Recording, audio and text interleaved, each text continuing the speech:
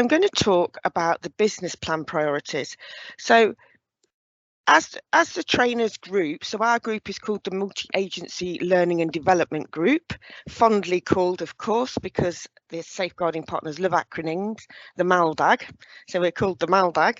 And our work is governed, obviously, by the safeguarding partners. And the way that's done is through sort of the business plan and the business plan priorities. So I'm going to look at what they are. We also do other work that comes out of reviews and policy changes. So I'm going to look at some of that. I'm going to talk a little bit about national reviews, some things that are coming up that we will have sessions on later. And then I'm just going to mention the Safeguarding Children's Competency Framework update, because a lot of people do use that, but not so many people who are in the statutory agencies, because they have other frameworks. That's the reason why. Okay, so the business plan priorities. So these are across LLR, which is brilliant. At one point they weren't. There were some for Leicester and some for Leicestershire and Rutland, because there's two separate safeguarding partnerships. So one's for Leicester City, one's for Leicestershire and Rutland. And at one point we had all different kind of priorities, but now that's all together. So that's much easier, certainly for me and for people who work with children across LLR. And these are they. The first one is safeguarding babies. Second, child mental health and emotional well-being. Third, keeping adolescents safe, supporting safe adolescents.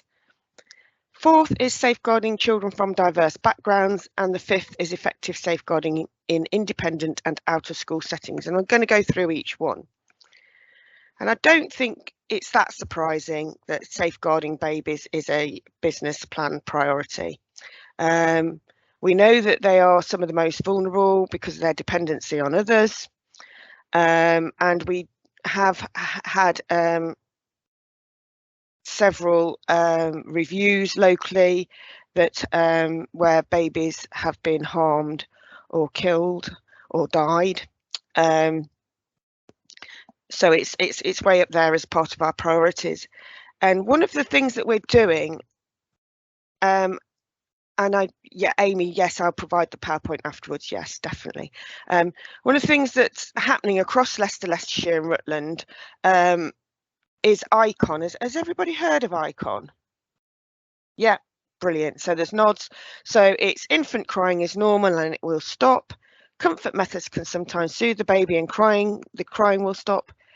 And I think this is the key thing. It's okay to walk away if you've checked the baby is safe and the crying is getting to you. So this whole idea that you can cope through crying, that you're not always going to be able to stop the crying of a baby. And actually, that doesn't mean you're a bad parent because babies naturally cry. So sort of reassuring parents that it's perhaps nothing that they're doing wrong. It's just that the baby's crying and they need to kind of take a breath and calm themselves. Never ever shake or hurt a baby. And that's the website there, which is a really good website. It also translates into different languages, so it can be used perhaps on an iPhone or an iPad or other phones or Android ones. Sorry, I shouldn't say that, but on mobile digital aids to share with parents if you want to. And part of what we know from the ICON message is that that there'll be 6 touch points, and women naturally are privy to those touch points because it's sort of in antenatal visits, it's after birth, and it's with health visitors, and it's at GP checks, but men aren't always there. And what we know is that 70% of head injuries are caused by men. So head injuries in babies are caused by men. And so we want to try to get this ICON message out to men and partners and other carers of babies that may not have been in some of those health situations for lots of different reasons, not necessarily because they don't care, but because they're at work, because it's not appropriate, they're not able to get there for whatever reason. But also if they are in the house, we're asking that people talk to men as well as the women about the care of the baby. So That's what the push is at the moment for Icon, and it's being launched publicly. So it's been launched to professionals, and then it's Icon Week, the 27th of September that week, and there's going to be a whole sort of launch to the public and some more radio messages. So there's already been some radio messages, but they're trying to get radio messages on local radio, some films that will be released, that sort of thing. So to try and get that message out there. So that's Icon. So if you know about Icon, I guess you know these films. I'll just put the links in there. But I Am Unshakable is a really good film, I think, to show to parents. It really says that you know, you can cope through the crying. And I do think it is that little bit of reassurance. I think when parents are, especially if it's their first baby, they feel like they should know what to do, and they feel like they're bad parents if they can't stop the baby crying. So I think it is a really quite an important message and simple message. And then there's Ellis's story there as well. If you've not watched that, you need to steel yourself to watch it. It is quite upsetting. It's a story of, it's not a story, it's a true account of where a baby has been shaken and harmed, and sort of the impact that has. And I think what's interesting about that, and what's been sort of I've been reminded of recently, is that not all babies that are shaken will die from their injuries.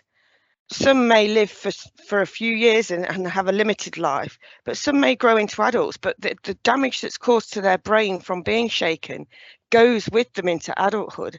And sometimes I think we forget that. So when we're working with adults who've got brain injury from whatever, but from being a shaken baby, that's never going to fully recover. So although they're getting all the help and support they might need, it still might mean that they don't function as they would do if they didn't have that brain injury. And I think sometimes in children's, definitely, can't speak for others, but we forget that you know, if parents have got an injury that impacts on how they behave and can function, we sometimes don't understand that, I think, especially if they're getting the help that they're getting. I think there's a lot of us that think, oh, well, they're children and they can recover. They've had all this support and they can recover. And yes, they can recover and they can learn to cope and manage, but not wholly. They'll still have that injury. So just something to think of. And I was reminded of that when we were asking the Violence Reduction Network if they were doing any work around shaking a baby. And because their premise is to reduce violence, and obviously shaking babies is violent, and it's a crime as well, if it leads to, well, it would lead to harm and GBH and or death. So and what she said was, so I was talking to Grace Strong, who's the VRN lead, and she was saying they hadn't really thought about it, but what she had noticed, that in the criminal justice system were a lot of adults who had been shaken as babies and who had brain injury. And I thought, oh, that's quite interesting. So that's what reminded me. I thought, oh, that's quite interesting. Actually, I'd not really come at it from that sort of aspect necessarily before. I was simply thinking about babies and, you know, obviously not harming them. But we do want the Icon message to be delivered through safeguarding training. Just to mention that it's, you know, something that's being rolled out, and that there are resources available. And that sort of focus on men also feeds into the national review, The Myth of Invisible Men, which I'm guessing you've all heard of as well. But that, I mean, it didn't look at that many men, but it did look at perpetrators of non-accidental injury into under 1-year-olds. So it looked at basically that group of men who, if they didn't shake a baby, caused an injury in a different way. And what that report said was that we weren't including men. So this is another reason why there's that focus on men for the icon message, and for us as practitioners. I think it'll and I think it will come into practice more as we move forward. But there is evidence that universal services such as midwifery and health visiting during the periods before and immediately after birth do not regularly, significantly and substantially involve fathers. This then appears to set a pattern in practice, which is replicated throughout target and specialist services and into the family courts. So it's not just blaming health and all, midwives and all. It's saying actually they may start in that pattern, but actually nobody changes that as it goes through. So I think it's something, while we're delivering training and if we're delivering services as well, we really need to think about how we include men, engage with men, etc. And what it has led to as well is us changing our procedure. I put the link to the procedure. These are Leicester, Leicestershire and Rutland multi-agency procedures, so they apply to everybody working with children across LLR. And this bruising, marks or injury of concern in pre-mobile babies and non-independently mobile children is online. And what I'd say to people is, we talk about procedures a lot, but they are really good. Read them. They're actually really good. So I think this one, I know it's had a lot of input in terms of what words should we use, how should we phrase it, what should we do and say, but it's a really good procedure. It's really clear, and I know that now in a lot of areas where there is a bruise, they will automatically put that forward as a safeguarding referral. If a bruise goes into a GP, they will put that through as a safeguarding referral. So unless you've actually perhaps seen that bruise happen, so you've seen a toddler hit a child in the face with a baby in the face with a toy and bruises appear, then and we must be very skeptical and curious about bruises and marks, especially on non-mobile babies, because we know when we've had reviews in, bruises have quite often been not missed but haven't been attended to appropriately. We haven't placed as much concern on them as we should have. So that's been updated. And then it's sort of just back to this myth of invisible men. It was quite sort of damning. I think it's very critical of sort of workers across the board in sort of public services, saying fathers are both absent and enabled to be absent across the range of service provision through child in need, child protection and children in care services. There is insufficient evidence that this absence is being routinely tackled within the system. So it's sort of this systemic idea. And I do think that maybe we'll have to sort of evidence that we have tried to engage with the father or the person in the house. I mean, we know from audit that quite often when assessments are done, we don't know necessarily who's in the house and what their relationship is to the children and or the mother of the children. So, and we also don't necessarily know whether they are helping to care for the children either. So there's something about some routine questions that we're possibly not asking, we're not being professionally curious about. And I am generalizing, some practitioners are very good in some areas, that there are systems that pick that up, in terms of signs of safety. So Emma's here now, signs of safety has been brought in. We're getting a better picture when we're talking to people. But of course there is also that thing that people will try and hide what's happening sometimes in their house as well. So you'd think the answer would be training, because that's what they normally say. Oh, we need to be trained on how to work with men.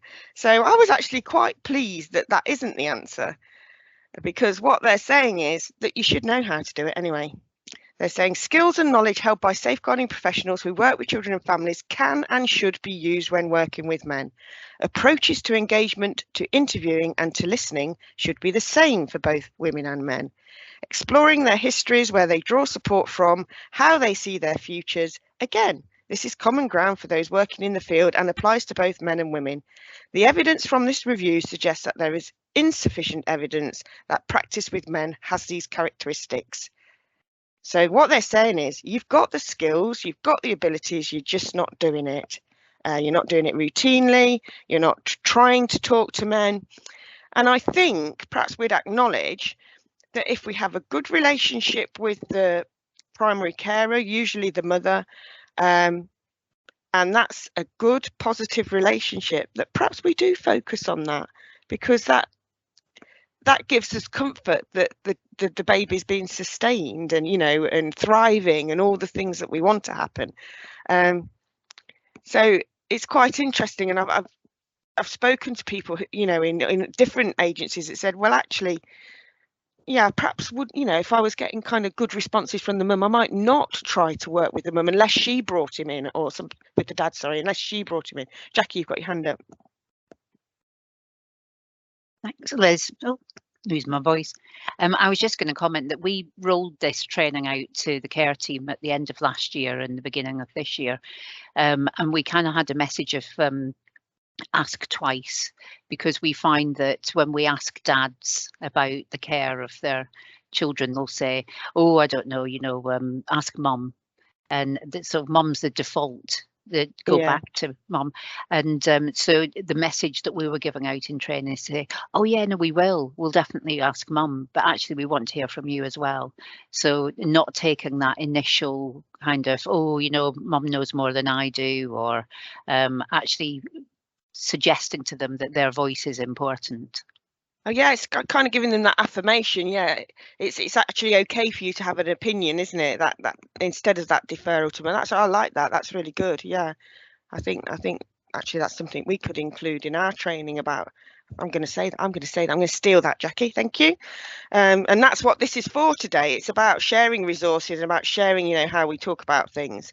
And oh yeah, that's really good. Thank you. So other issues that we've got around babies and that are coming out in our reviews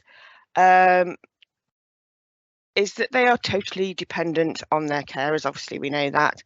And there may be parental issues such as mental ill health, substance misuse, learning disability, or domestic violence. Where there are more than one of these present, there is a greater risk to the child. Now, I used to deliver training with a police officer who used to balk a little bit at what was then sort of trilogy of toxic tree, and then went to trilogy of risk. And what he used to say was, actually, if one of those is present, there could be a massive risk to the baby. We don't want to find one and then look for others and then dismiss it because we've only found the one, which I think is a really good point. But where there's more than one, it kind of accumulates a bit. So we do need to be aware of these issues, as you know. And then there was another report, which came out before the myths of invisible men, so I'm guessing that you've seen or heard of it, but this out of routine, a review of sudden unexpected death in infancy in families where children are considered at risk of significant harm. And I think my understanding is this is the first time where those families that we have issues about, that sudden infant death was linked with them more so. So children will die suddenly, but where we have other concerns, it happens more often. There's a greater incidence of it. So that suggests that where we have concerns, we should have concerns, and we should look to perhaps try and resolve some of those concerns, and that might actually may mean that the child doesn't die. So that was an interesting report, I think, in terms of how it gave us clear evidence for one of the first times. They're also quite easy to read, the reports. They're quite long, but they're quite easy to read. They do quite good summaries as well, so that's really helpful. So this is what we've got locally. So the concealed or denied pregnancy was a review that was sort of pre-COVID, which you probably know about because it was very public all over the papers, where a mum killed her baby immediately after the birth, but she'd concealed that pregnancy. And what we're saying is, if you know that pregnancies have been concealed in the past, we need to be concerned if we think that the mother is pregnant again. Now, there wasn't really anything that agencies could have done in terms of knowing that she was pregnant, because she did conceal it. And obviously, if people are concealing and denying pregnancy, there's a myriad of reasons for it, but it's a concern. It could be a risk to the baby. It quite likely could be a risk to the baby. So I've known people who've concealed pregnancies. I worked with someone who was 15 when she was pregnant, and she concealed that pregnancy because she wanted a long leather coat for her 16th birthday. So, and she knew her mum would go mad if she found out. So she concealed that pregnancy, got a long leather coat, and then told her mum, who did go mad, but equally was very supportive. It was interesting in this one because she concealed the previous pregnancy. Yeah. And actually, yeah, very similar circumstances. That baby was born as well, but survived. That survived, didn't it? Yeah. So, but there was concerns around the immediate birth, around the time immediately after birth at that point. Yeah. So, yeah. And it's difficult for agencies. If people are hiding stuff, it's difficult for agencies to know. But where we know there has been some sort of concealment, especially previously, like Helen's saying, then we should look out for that and be concerned about that. I believe she had tried to kill the first child, but we don't actually know, because she was come upon. Yes. She was happened upon. So we don't really know. But she was very ill after the birth of the first baby, but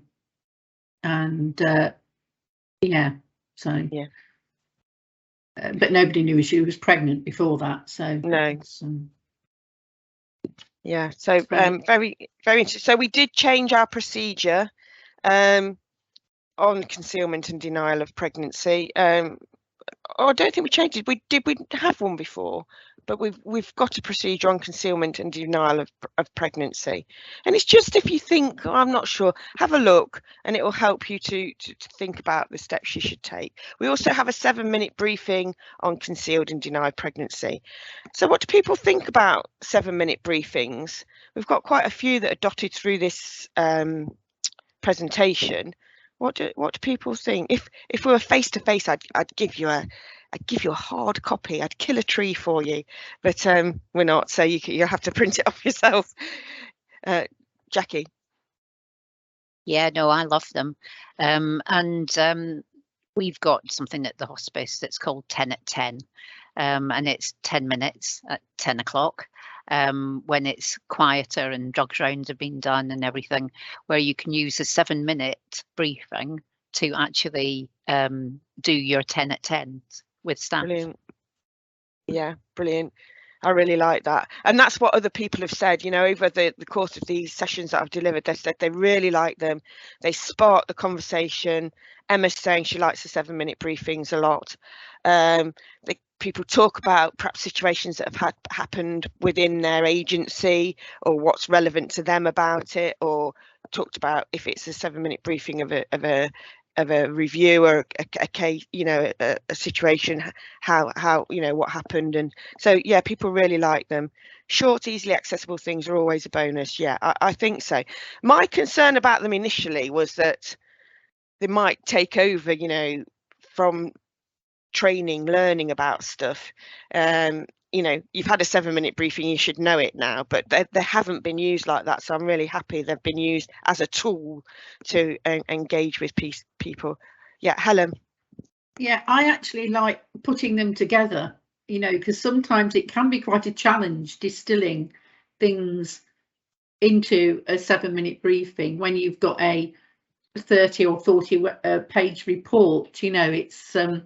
It's quite a challenge, and some have a lot of recommendations. But I think what we're also trying to do increasingly is not just aim these 7-minute briefings at team managers and frontline practitioners, but also are asking questions of senior management to think about the service that they are delivering, because as we are finding, some of the issues are more that they're systemic.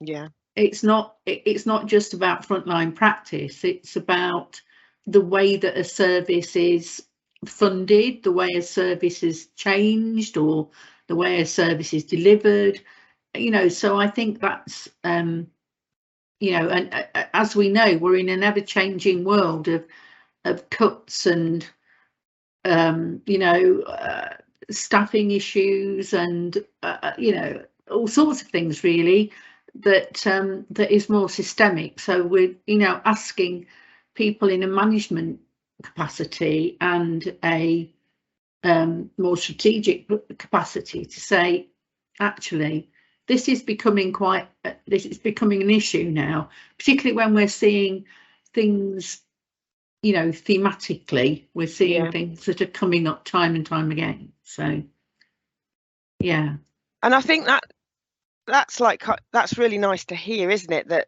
actually the partnerships are looking broadly at, so what does that mean for agencies, and why is that happening, especially if it happens on more than one occasion in a similar way, which is what we have got in the next bullet point. So death soon after birth following drug and alcohol abuse and chaotic lifestyle. So there are cases locally and that where this has happened, where children have died, babies have died immediately after birth or very, very soon after birth, and it's linked to the chaotic lifestyle of the mother, where drug and alcohol abuse are a feature, chaotic lifestyle, homelessness, sex working, missing health appointments, and things like that. And so we have got a learning event on the 14th of September, where one of the reviewers, so one of the people who's looked at one of the cases in particular, will talk about how we can learn from that. And I think that'll be quite a good event. Well, I hope so. Should be. But that's made us think more broadly about sort of services that are delivered and how they're delivered. In fact, the one of the cases is quite a good, shows very, very good multi-agency working. It shows that people were concerned, they were keeping track of what was happening, they were doing joint visits, and in fact they'd gone out on the day to do a joint visit and found the mother having given birth, and I believe the baby was already dead, but the mother was still alive, but unfortunately died later. So terribly, terribly tragic, but actually services had worked really, really well. And I think sometimes we need to say it did happen and it was terrible, but it was picked up really quickly because people were working really hard and working together as well and sharing those concerns. But what we have done in sort of light of that, so we'd already reviewed our pre and post birth planning procedure, but we're looking at it again because some of these cases are quite recent, so we're just checking that we've covered everything, and we're sort of looking at the post-birth planning. So pre-birth planning has improved dramatically over the past few years, I would say, hence why we got some good multi-agency working on that particular situation, in that particular situation. But now we're thinking, well, so where will the mum go immediately, the mum and baby go immediately after birth? What will happen? And are we so good at planning that? What about hospital discharge? You know, have we got the right information in place when people are released from hospital with their babies? So we're looking at that more closely.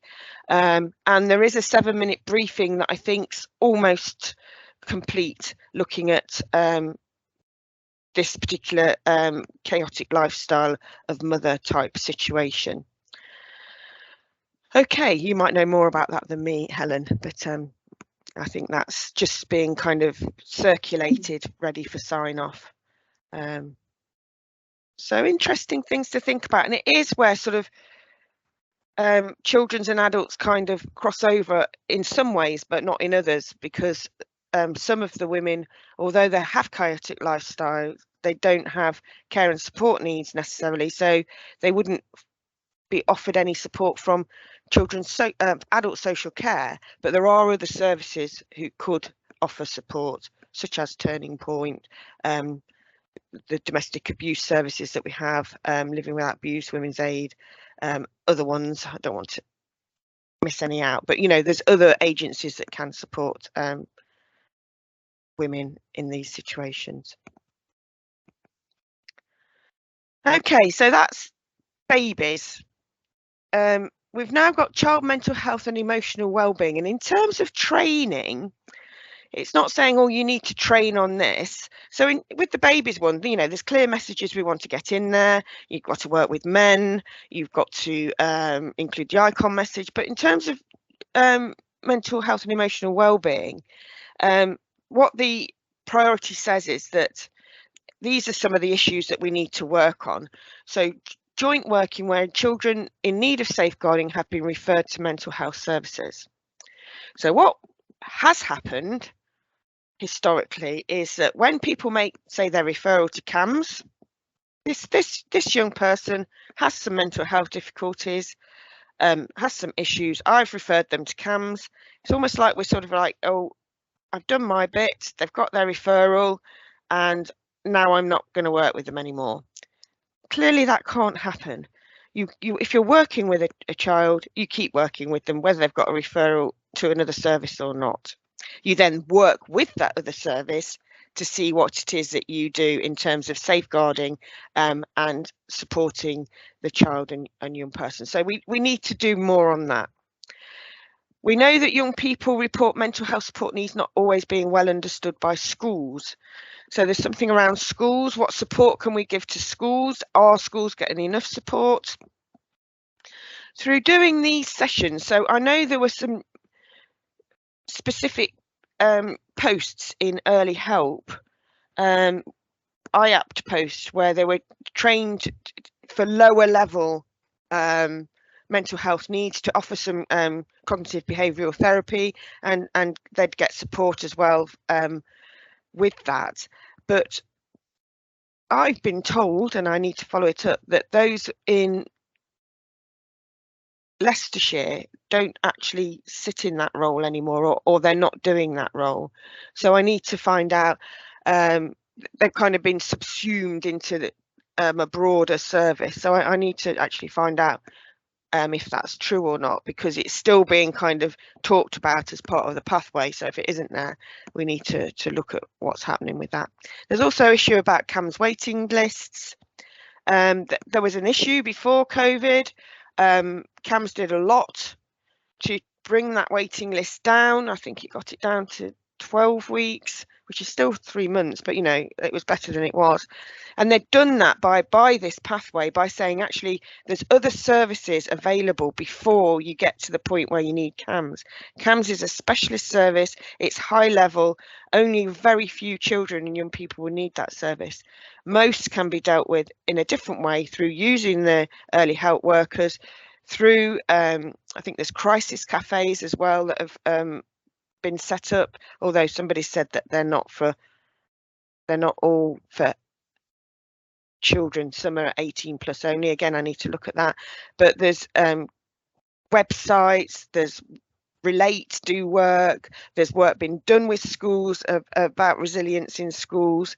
So we got to quite a good point just before COVID, and then as we know, COVID's sort of aggravated everything in the worst possible way. So we have a lot more prevalence of mental health, and that's impacted. We've also got a little bit of a problem with recruitment in terms of some of those mental health services. So we need to check that that's a good enough service, that there's enough being done within that arena to support these children and young people. So that's what that ongoing work on design of services and pathways that will link to safeguarding is about, is for. And I think there's always this sort of anxiety as well from workers thinking, oh, that person's got mental health problems, therefore I can't help them. They've got to have a specialist worker. So it's about perhaps building confidence in the workforce as well, because as we know, just talking about a mental health problem can make a big difference to people. But it's that degree of what is that mental health issue, how serious is it, how much support do they need, do they need some sort of clinical input, what is the level of the issue for the young person. We do have local reviews, so we have again, this one was pre-COVID, the suicide attempt through taking prescription drugs. And then we've got another where there was a suicide of a teenager in a specialist facility, where there's been concerns about how they were moved around the system. So they were in care for a while as well. What decisions were made at what point, why? But, you know, obviously people, the impact as well of these suicides or people trying to take their own life, the impact through the family and the community is quite massive. So and workers, obviously workers as well. So their current reviews, that I think the top ones perhaps nearing publication, or I think it will just be an anonymous publication. I don't know about the other one, what stage it's at. Okay, so what we've done, what the safeguarding partners have done, is they've reviewed and updated the self-harm and suicidal behaviour procedure.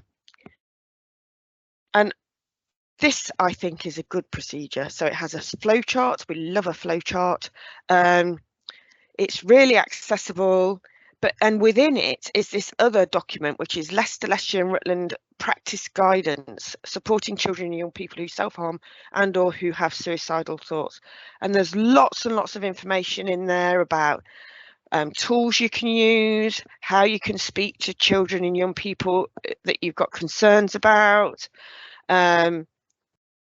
agencies that you can refer to. So there's lots and lots of information in that procedure, and then in the guidance as well, really trying to build a little bit of confidence in people, in frontline workers as well, because if you do read that, you'll know more clearly when you should perhaps refer on. But also there's helplines, there's all sorts of helplines that are there that people aren't using to the best of their ability. Helen. It was a question really for Jackie, and maybe, I don't know how are supportive our CAMs, or our CAMs involved with young people with, you know, life limiting conditions, and how they might you know, understandably there's an added dimension of impact on mental health, you know, and I wondered how supportive and how links were with CAMs really.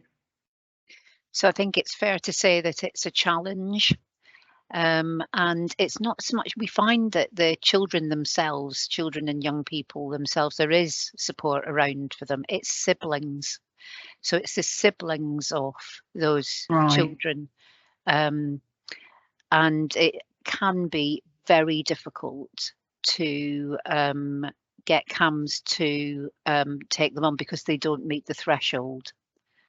So, you know, we get it coming back to us all the time that the threshold hasn't been met for a CAMS referral.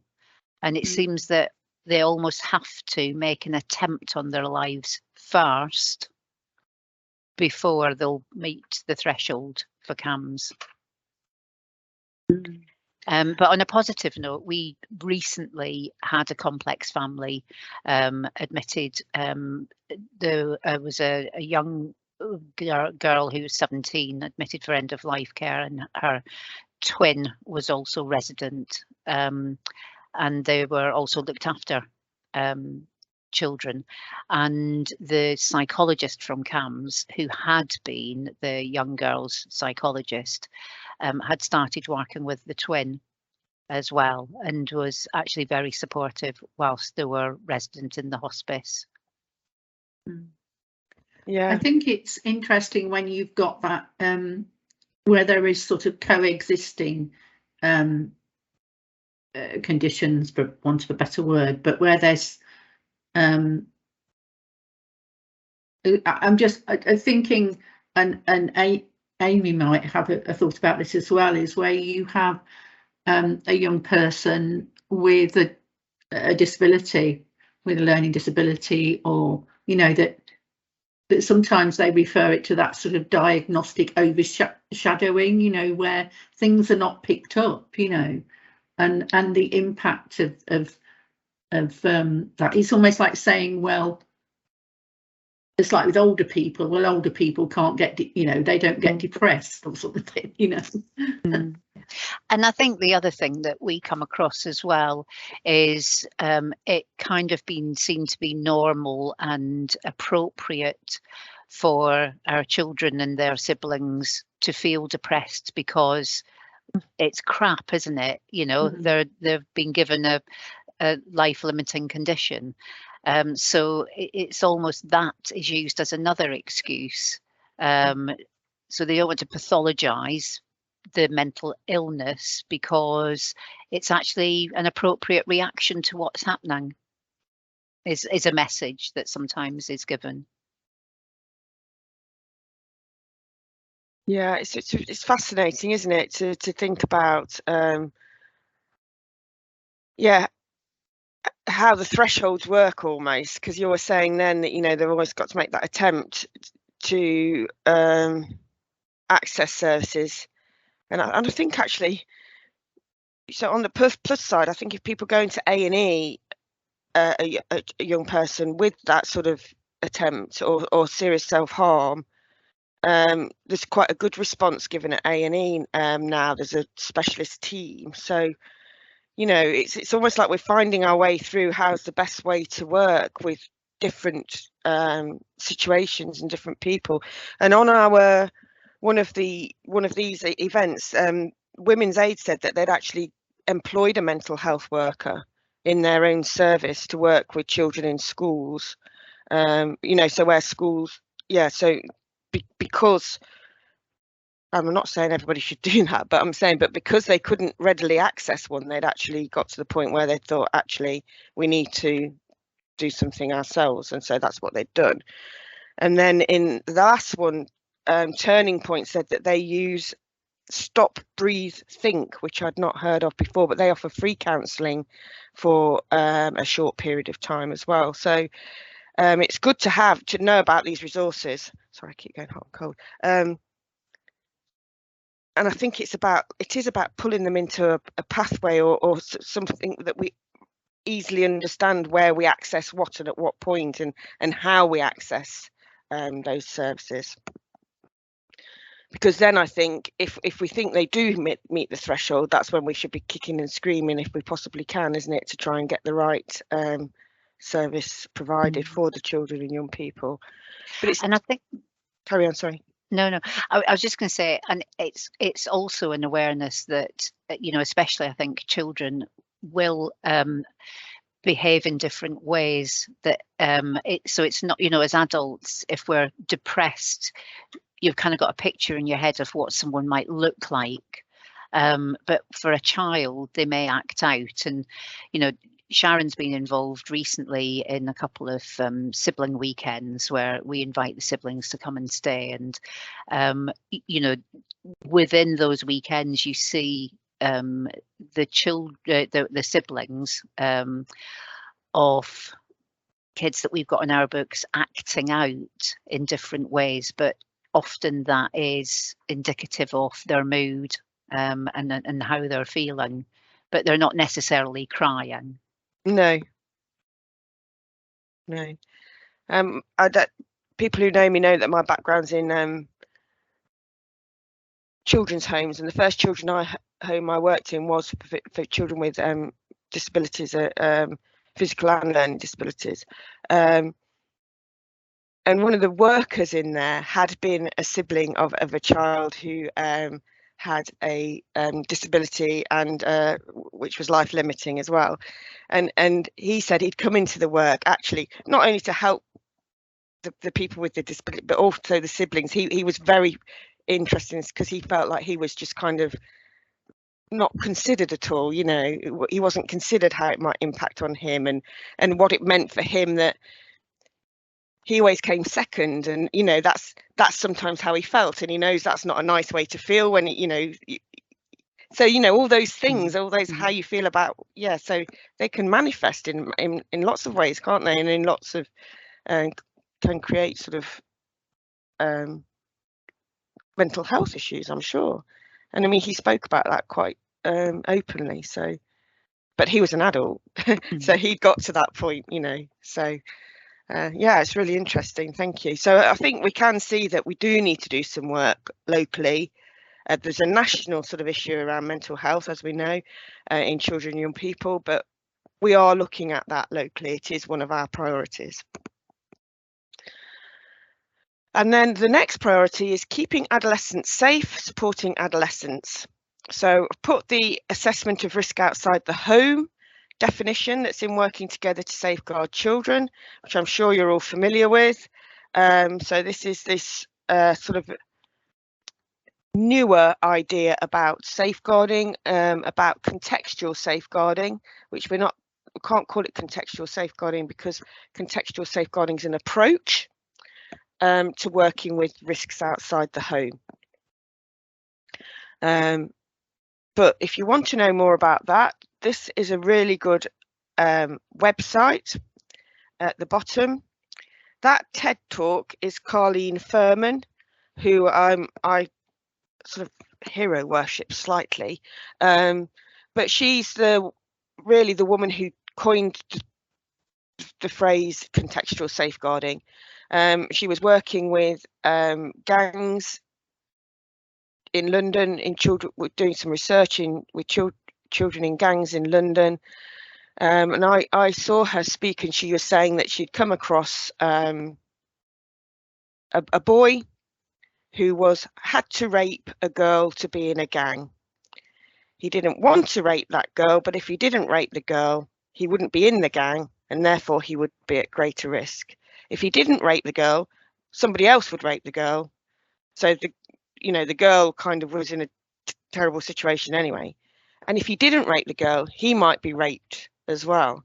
So it's this kind of whole scenario of what does he do? So he rapes the girl, he then becomes an offender. So he's committed a crime, but he's also been exploited, and he's been in that difficult situation. So she started to look at when people are victims, but they're also perpetrators. And that's when she started to look at this and where the pressure came from to do some of these things. And she heavily criticises the child protection system, saying that it's set up really to save children from their families. So that when we see something that goes wrong, we say, oh, what are the mum or the dad doing over here? And we put in parenting programs and things like that to fix them. And that some of these harms, sometimes there are issues with the families, but sometimes actually fixing the family won't make any difference to this situation anyway. And the review report on one of the young men who was killed, I can't remember his name. I'm sorry, I've got brain fog this morning, but he was stabbed. He was pulled off a motorbike, a motor scooter, and stabbed to death. And he'd been moved because of his concerns of him being in gangs. But his mum never ever believed he was in gangs. Never. She thought he was a lovely boy. He was always lovely to her. He'd shielded her from what he was doing. He'd always been lovely at home. So she never ever believed, because he didn't present like that at home. So she was even more shocked by what had happened. Although she knew there was some issues and things going on, she didn't believe that he was in gangs. But we're doing a lot locally around this particular area. So we've got our multi-agency child exploitation hub. which includes staff from the local authority, health and police working in one team. And I mean, that's been going for quite a long time. So sometimes we kind of overlook it a bit as it working in this arena. And what they did, that originally was a CSE hub, because we were originally looking at child sexual exploitation. We then thought, actually, there's more to this. And we've got a few county lines cases, and we got children missing, and they weren't all involved in CSE. Some were involved in other activities, exploited for other activities. So that's why it's now a multi-agency child exploitation hub. It's looking across those, and they're quite interlinked, much more interlinked than perhaps we originally thought, because quite often they're big organised networks that are working across our area with people in different tiers until you get to the kids who are almost disposable in the sort of network, and they don't know anything about people higher up. Perhaps so if they are sort of do get nicked, they can't really do anything, and they can just move on to the next young person to pick up. So these are other things that we've got going on locally in terms of harm outside the home. So we've got quite an active violence reduction network, and I actually didn't know till recently, even though I've done quite a lot of work with the violence reduction network, that we're one of 20 areas, or is it 10? But anyway, we've got the violence reduction network because there's concerns about our violent crime. That's why we have. We're funded for a violence reduction network. But they're looking at different areas. So they're now focusing on the impact of parental imprisonment on prisoners, children.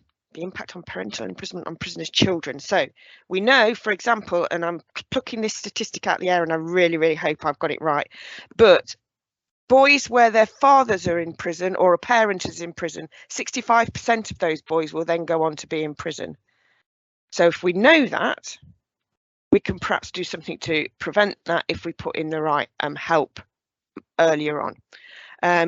So there's a lot of work being done in that area. So they've had the trauma-informed programme, so I don't know if any of you were able to access that, but 3 tiers of trauma-informed training delivered by Barnardo's.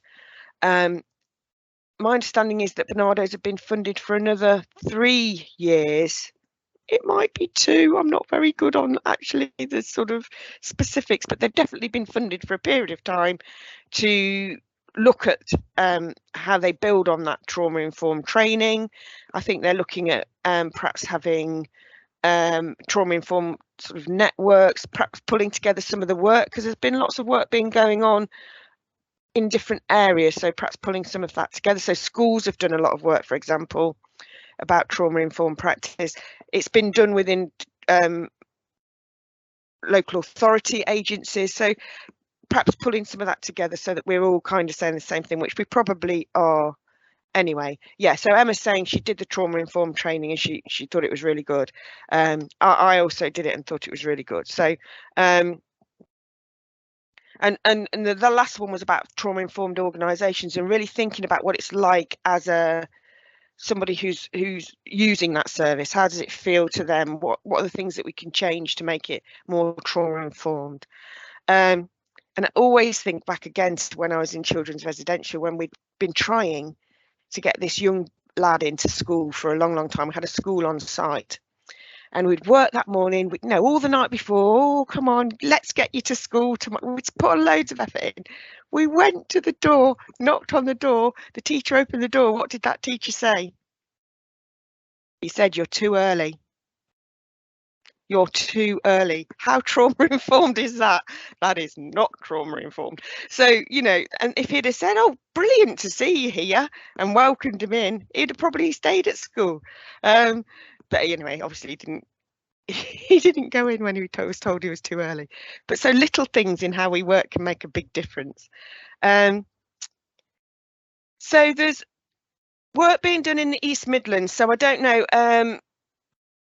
Nottinghamshire, Lincolnshire, I think Northamptonshire and Leicestershire and Rutland have all been working together to look at and been part of a project that looked at how we support young people better. And as a part of this was a project called the Three Girls, and these girls were at high risk. They were missing a lot. They're involved in they were being exploited sexually, and they were difficult to engage. These are difficult to engage. So they worked with these girls to see how they could be engaged better, and basically sort of some of the kind of principles were very trauma informed. So what they were saying was, come out and see us in our space. So don't invite us into a meeting at a place at 9 a.m. in the morning when we've perhaps been missing all night and we are quite traumatized. Come into our space, come and see us. So that's one of the things they said. And they also said, don't just talk to us about risk and harm all the time. Talk to us like we're people. Talk to us about things we like. Get to know us. So that whole relationship building thing.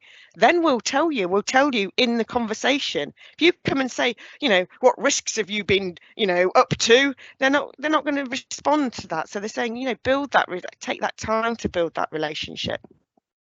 What they did get very positive outcomes. Those girls still do go missing, but their risk is much, much lower.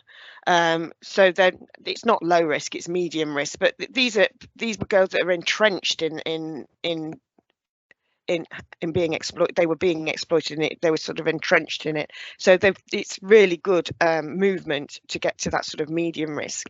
But what they also realised as well from this project was that took a lot of resource. So now they're thinking of different ways of working, and what they've done in Leicestershire is that they've got additional workers in their first response team now. So they're looking at those low-level cases. So those cases where we just think there's something going on, we've got a few concerns, and they want to work with those before they escalate. So it's that early intervention, that early help that we know is a better way of working. So not being reactive, but being proactive. And they've also got domestic abuse workers, specialist domestic abuse workers in first response as well, to try to look at that as well in a similar way. So I think it builds on that whole idea of early help and the importance of early help, and how it is part of the bigger safeguarding network. It's not something separate. So it's not children's social care and then everybody else. That everybody else helps children's social care, so that they don't get people being escalated up in there, so that we can work with people earlier. Working in a trauma-informed way, which we know is the way we should be working, and there's, like I said, there's a lot of kind of training and learning around that already. And then work on harmful sexual behaviour, which includes child-on-child sexual abuse and/or violence. So there's quite a lot of work being done across the local authorities, and now with health as well, that's just been picked up as well, about how we manage this. And Leicestershire Learning and Development Department have actually are advertising some training, which is you will have to pay a nominal amount for that training, but they've put together some tiered training to support people working on with harmful sexual behaviour. I also had to change this slide because I put peer on peer, and actually we should say child on child, because peer on peer would assume a 12-year-old to a 12-year-old, where it might be a 12-year-old to a 4-year-old. So that's why we should say child on child. Okay, thank you, Helen. Yeah, I'll perhaps see you later. So work going on around that. I'll come on to some more about that later as well. Okay, so nationally, and I didn't know about this until I did one of these sessions, which I think is quite bad actually, that I should have known about it, but there is a serious violence duty draft guidance for responsible authorities.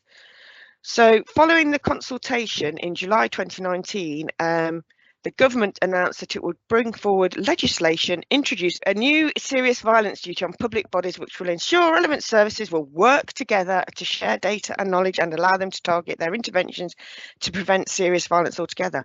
And I feel like this is a bit of a two-pronged attack. So we've got something going on in children's social care and in terms of reviewing that, and I'll come on to that. But we've also got this sort of serious crime element, this serious violence element, which does get a lot of money put its way. So that's what we should kind of think about. Is saying, actually, we need to work together to look at what violence we've got in our area and to help prevent it. So in addition to tough law enforcement, we need to understand and address that factors that cause someone to commit violent crime in the first place. So again, this early intervention. The duty aims to ensure that agencies are focused on their activity to reduce serious violence, whilst also providing sufficient flexibility so that the relevant organisations will engage and work together in the most effective partnership for any given area.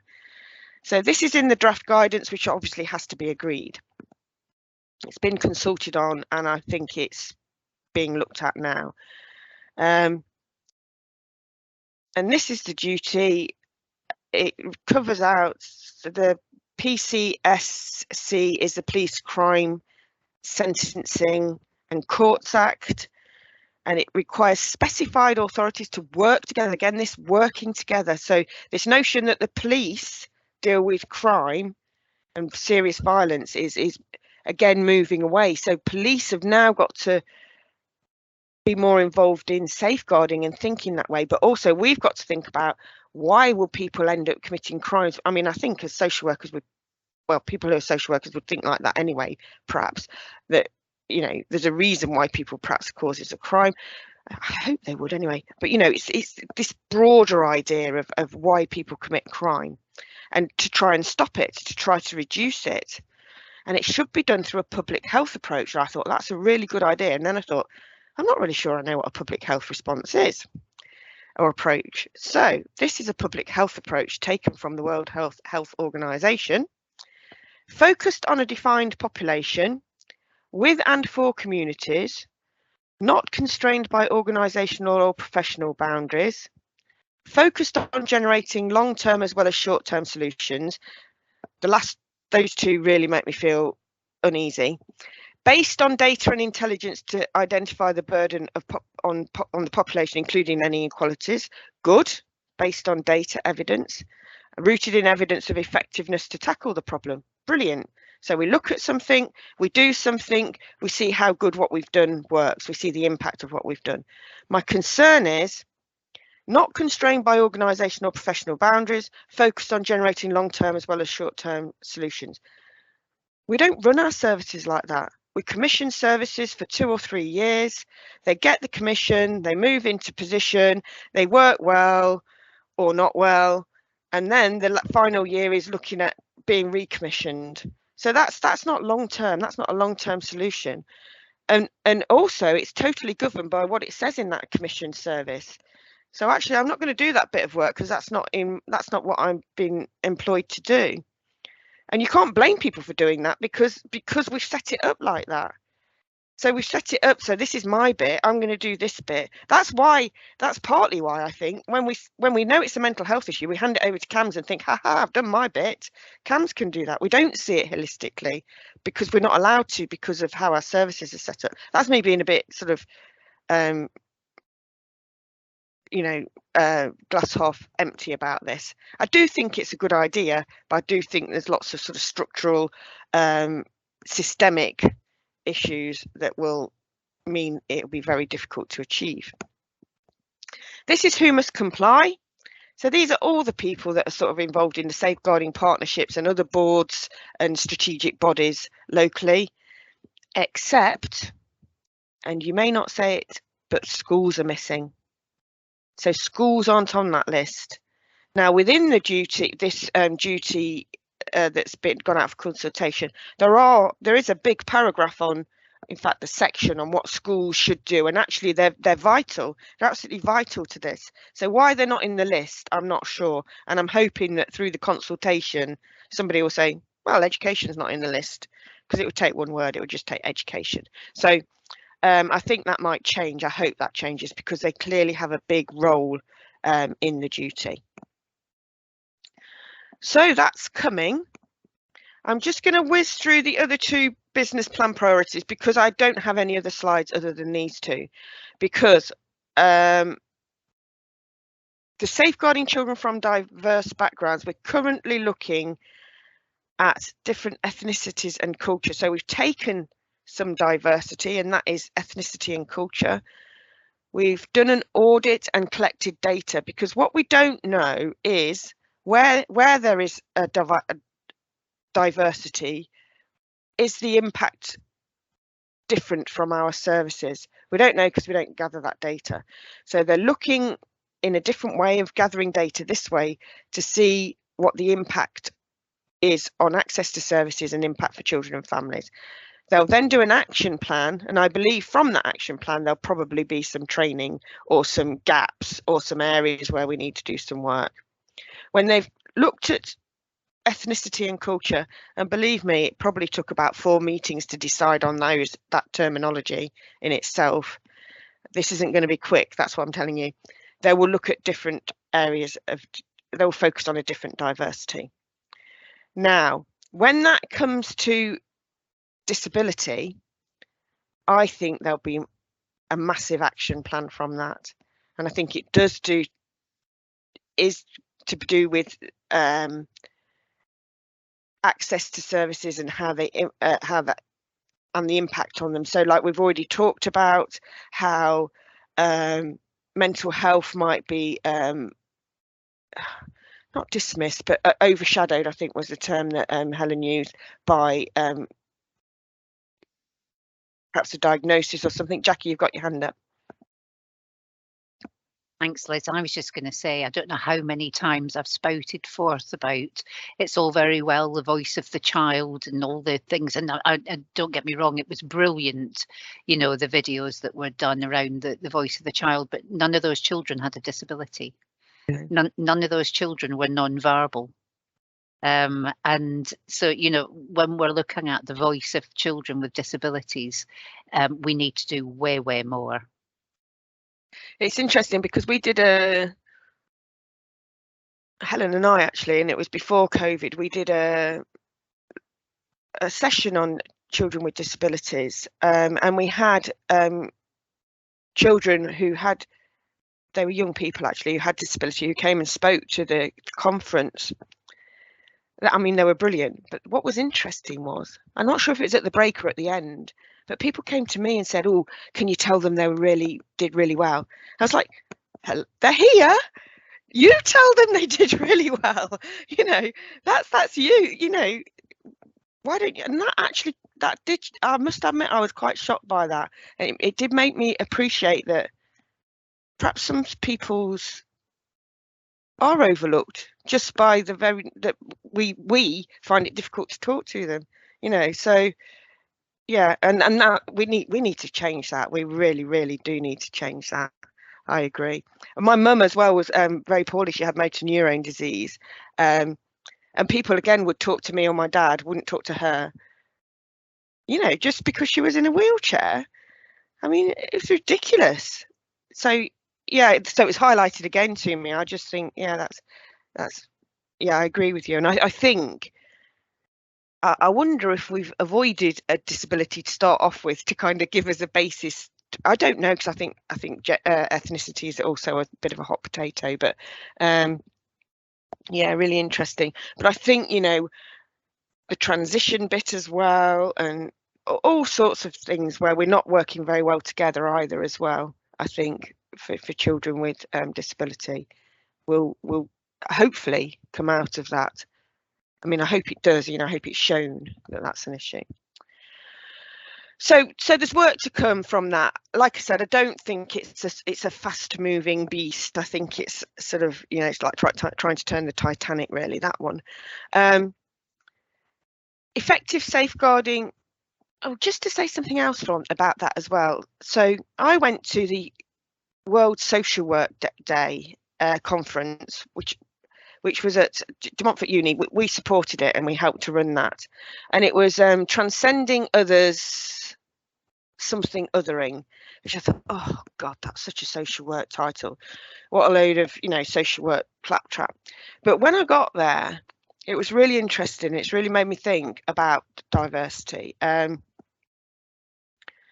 The keynote speaker was Gurnam Singh, and he's a Sikh and he's from Bradford. And he says that, so when he introduces himself, he says, yeah, hello, I'm Gurnam Singh and I'm from Bradford. And then he says, people say, no, where are you really from? And it's that whole thing. And I hadn't thought about it before, how it makes you different. So you're not from Bradford originally or historically. So your hereditary isn't from there. So where are you really from? And it puts you in a different group. And I've noticed since I've been watching the news and stuff, since how we do that, how we put people in different groups. And I mean, I've been aware of it, but it's particularly with sort of, migrants crossing the channel and that sort of thing, different groups of people, and then how we see those groups of people. And he also did, and I'll come to you, Jackie, but what he also did was he spoke to a white person and said, oh, what's your culture? And she was like, oh, I've never been asked that question before. But of course, everybody has culture. So, it's just really made me think. So I think there's actually quite a lot of work to do around that sort of topic anyway. Sorry, Jackie, I'll come to you now. Yeah, no, I was just going to say the underlying message when you say to someone, where are you really from, is you don't belong here. Yeah, exactly. Yeah, you are different from, you are not part of this group here. You are different, you are other. Yeah. And then, of course, that's that sense of identity, and you can see why people feel that they don't belong anywhere, because originally they might, their grandparents might have lived in Jamaica, but actually they don't feel like they're Jamaican. No. Yeah. I've put a clip in the chat of a brilliant, it's only short, it's a really short YouTube. I think it was done in New Zealand originally, but it's about the rights of the disabled young people, and it's absolutely fantastic. Sharon and I use it all the time in training, just to get people to think differently. Oh, brilliant! Thank you for that. Thank you. I'll send it out with the PowerPoint so that people, just in case they can't access it easily here. Brilliant. And then the bottom point, effective safeguarding in independent and out of school settings. This really is to try and broaden the reach to who we reach in terms of our safeguarding messages. And this has been a problem for us in training for quite a while. We know that we've got quite a good contact list, but it's quite limited. We're not hitting a broad range of people. So it's how we build our contacts, to people like sports clubs in schools or in communities, how we reach more, just more different small, perhaps, charities or groups, to make sure that they've got the right sort of safeguarding processes and recruitment and that sort of thing. So for us in training, that's what we're trying to do. We're trying to extend that, and we have been trying to do that for a while, a little bit unsuccessfully, I think, because there's a bit of a fallout between the local authorities and Voluntary Action Leicestershire, who do hold a big database on all the agencies, but we're not privy to that, unfortunately. But we're slowly but surely, by stealth, we're trying to pick up more people, so that's really good. Okay, I've been rambling on now for a while. It's roughly 10 to 11. Should we have a break and come back about 11:05? Is that enough time for everybody? We'll have a quick break. Lovely. I'll see you shortly. Oh, thumbs up.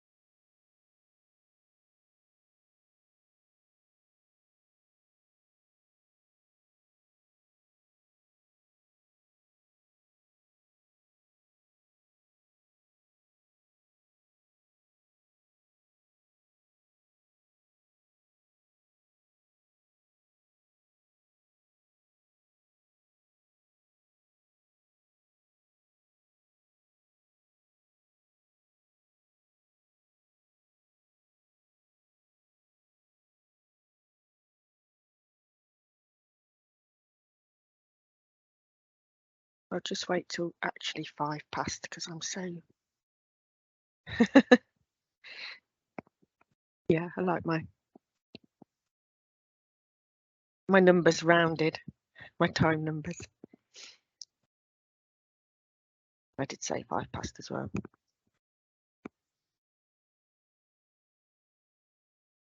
Liz, I don't know, did I give you the date of the next Rainbows training? And did Yeah, I, it's the 8th, isn't it? yeah, are you able?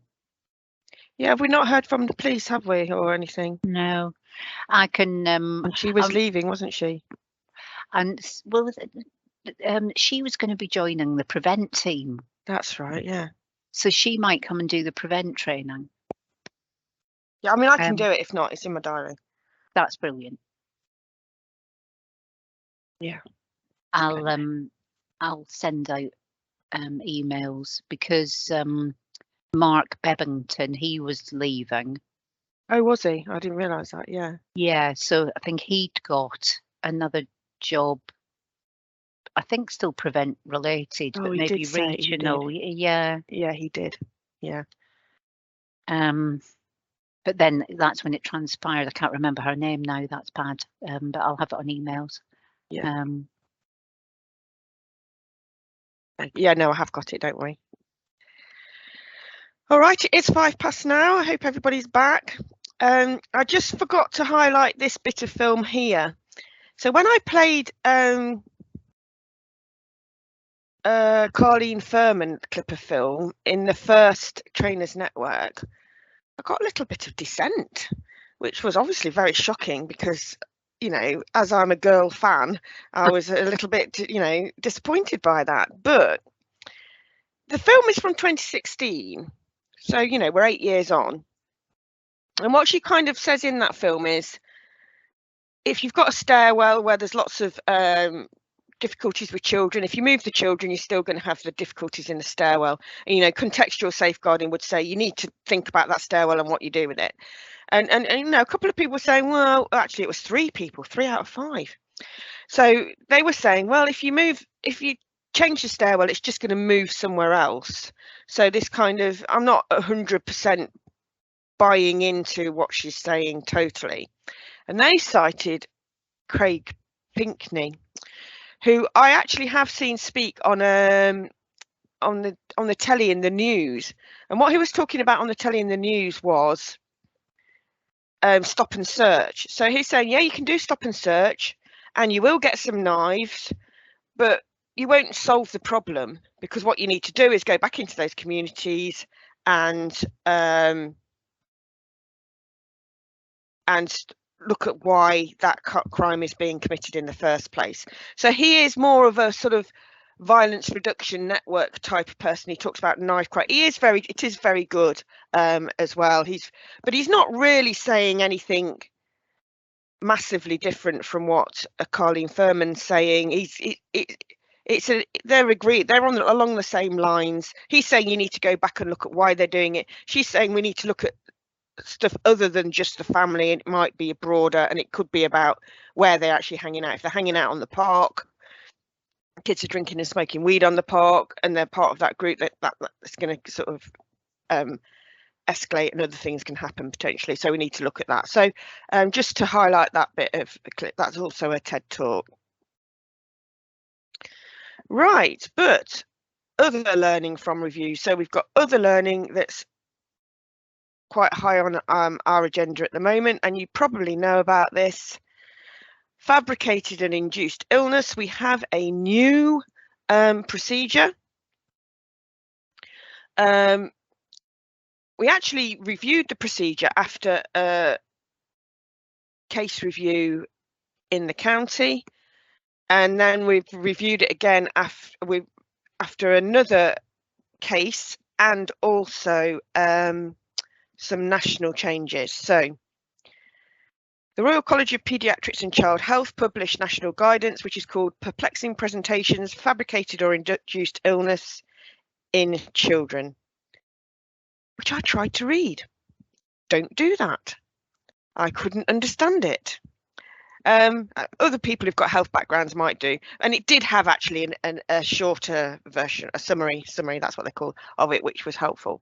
or it picked out the main recommendation, but the procedure is a good procedure, and it takes the information from that document and puts it into procedure. Now, Child R has just been published by the county. That's an FII review. But the other review they had was one where the mother took the local authority to the, or I'm not sure who she took, but it was taken to the Ombudsman, because what she said was, I didn't realise how ill I was, and I didn't realise I was hurting my child. I clearly needed help, and if I didn't get any of that help because it was all done so secretly, if I'd have got that help earlier, I wouldn't have hurt my child for so long and in such a way. And this has been said nationally as well by other people, saying, I didn't realise that what I was doing wasn't right. If I needed some support, you didn't give me any support because you did it all secretly. Because, of course, what we've always been told with FII is that if you suspect FII, don't tell the parents, go straight to a referral, and it's all done sort of secret squirrel. That's not what's going to happen now. So unless the child is in imminent immediate danger, as in any other safeguarding situation, you would talk to the parents in a regular way. You would include them, and in fact the whole procedure is now set up to include the parent. So there it is. Unless there's a risk of immediate serious harm to the child's health or life, the need for sharing information should be discussed with the child, young person and their parents. Now, I don't know if you were able to come to the Safeguarding Matters online. If you were, you'll know all about this, because Dr. Alan Elias-Jones spoke for about half an hour on FII. That is in this clip here, which actually is the whole of that Matters online presentation, but I have got it just him talking now. And actually, because he's the lead paediatrician for safeguarding, or some similar title, and was part of creating that and procedure, he knows his stuff. Unfortunately, I've been asked to deliver some training on FII so that everybody can know about, be aware of the changes. I'll say as well, in this procedure there's also a flowchart.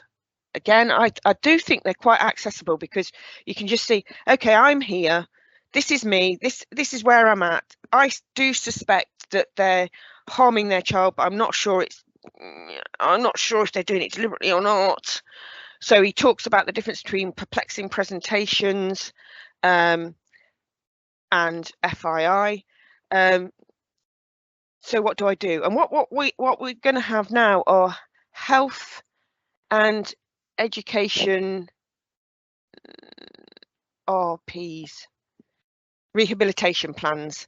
So we're going to have these meetings. So where we suspect something's amiss, so the symptoms don't match up with what is being said or what people are seeing, we will invite the parents and other professionals to this education, health and rehabilitation plan meeting.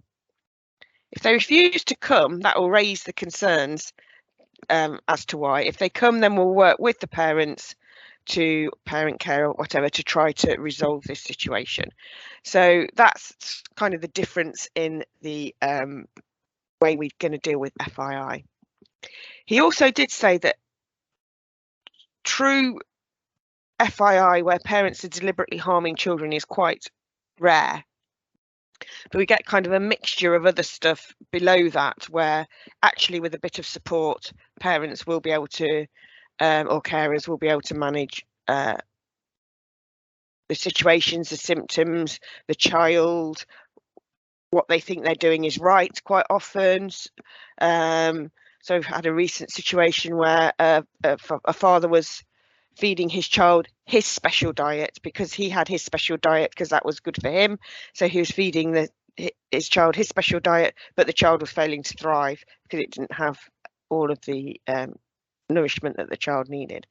So if we work with that father, then hopefully we can remove the risk to the child and the harm to the child. But what I'm going to do in my presentation, you'll be pleased to know, is I'm just going to fit Dr. Alan Elias Jones all the way through, because I'm not a medical profession. I'm not someone from the medical profession. I think that shows when I start to talk in medical terms, I sort of say thingy, and so I'm going to just interpose him throughout so I can talk about the procedure, and he can talk about FII. So I'm hoping that will be quite successful. And in that particular, I'm going to send you the other clip link, and I might not be able to. In this clip link, he's at 47.55 minutes, 47.55 minutes. But I'll send you that in the email, so you don't need to remember that. But the rest of the session is very good as well, so you won't be it won't be too much of a hardship, I don't think. Emma, you have your hand up. I do. Do you know roughly when that training will be, Liz? Because what I'm going to do is I'm going to take all of this information and cascade it out to the social work teams and early help. So I've got one on the 1st and one on the 8th at the moment, and then is it advertised already? Because I can put those links. It is, yeah. I'll send you the links in the email, Emma, so that you can Brilliant. put it in. Thank you. Yeah. And then I'm going to see if I need to tweak it a bit, and then do some more dates as well. Yeah. I think. And also, sorry, I don't know if you saw it. I asked, the is it Baby's First Home session doing on the 14th? Yes.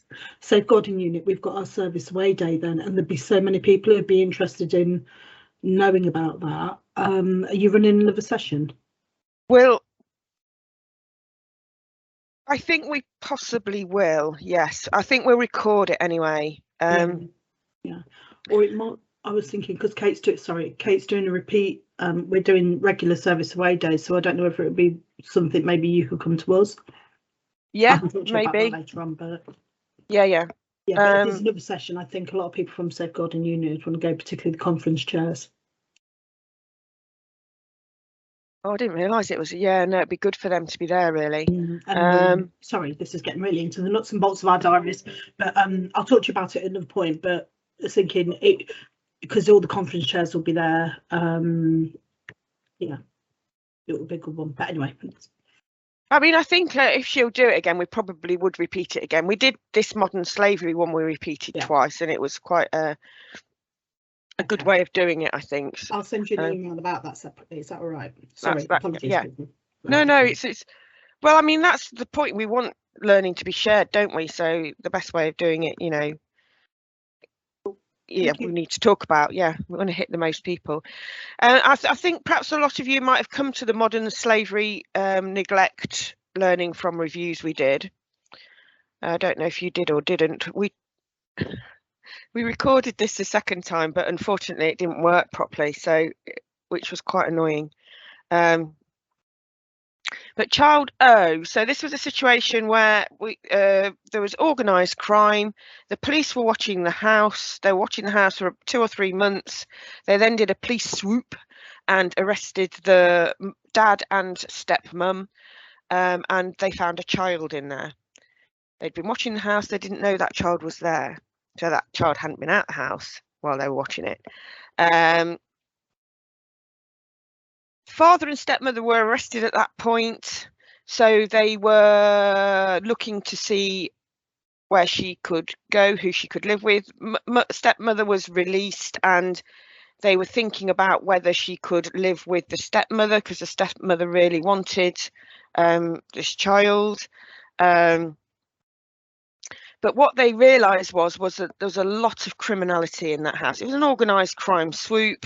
There's lots of concerns about the level of criminality. There'd been modern slaves living in that house and being exploited in that house. So they were concerned about the child in that house, which was why they actually removed her into care temporarily.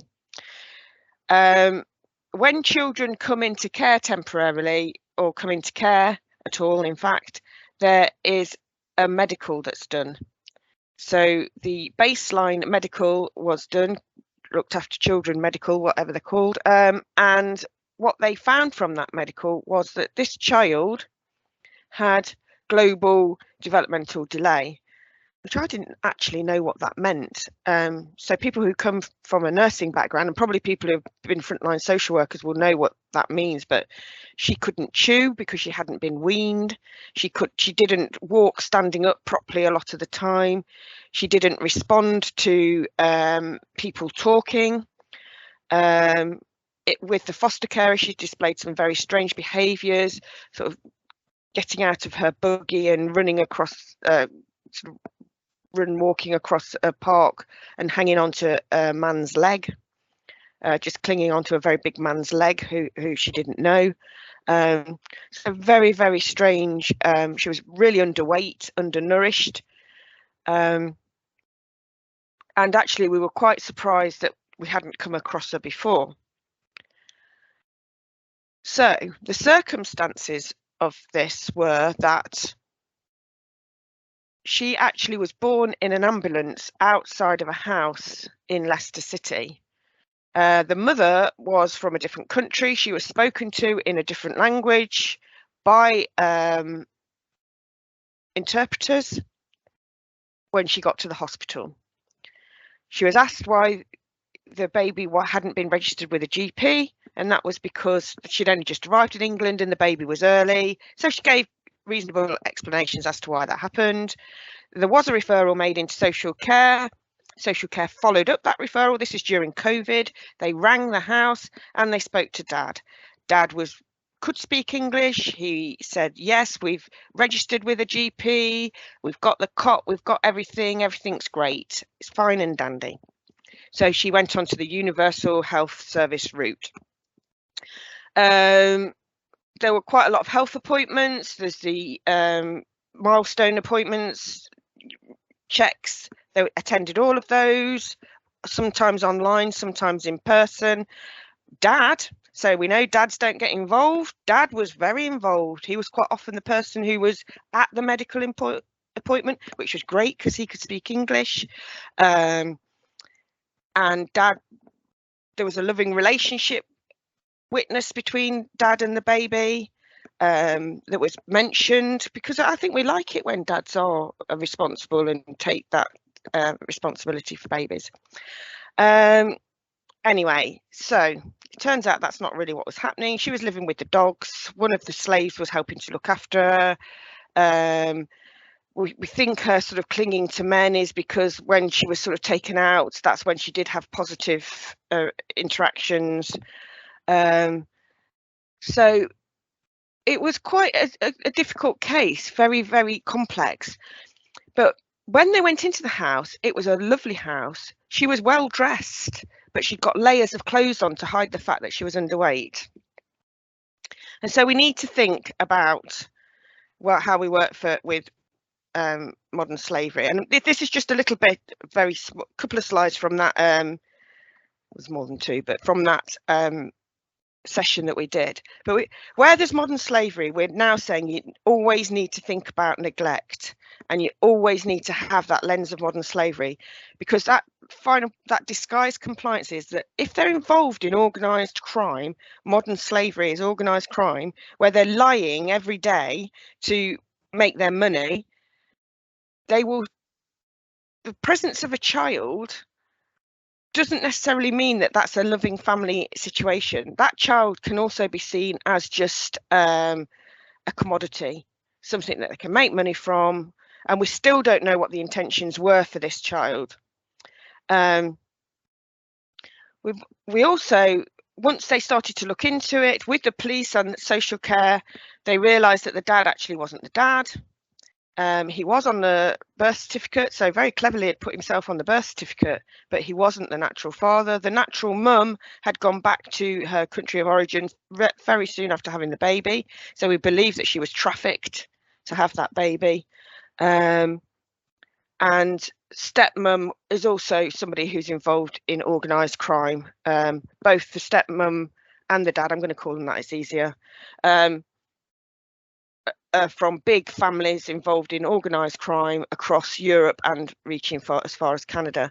And there's lots of children kind of interspersed along the way that they're not sure what happened to them. So when we're working with modern slavery, we need to think about what the experience of the child is, the lived experience, We need to have professional curiosity. Obviously, we need to have that at all times. We need to think about neglect, and we need to understand that they're probably lying to us, and that's a horrible way to be working with people, but we need to understand that.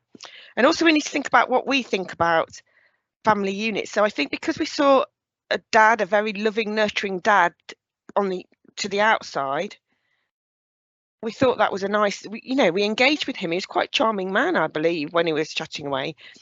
So we need to think about what that unit really means and who the people are.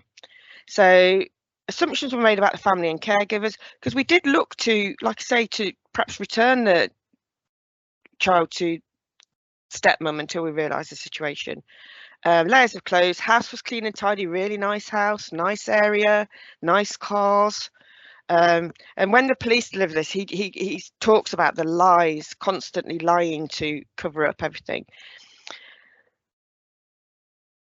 But we did really well. This is, again, another case of really good multi-agency working, and systems and tools can help. And so one of them is where they're not, where children aren't registered antenatally, we would now have a strategy discussion, always.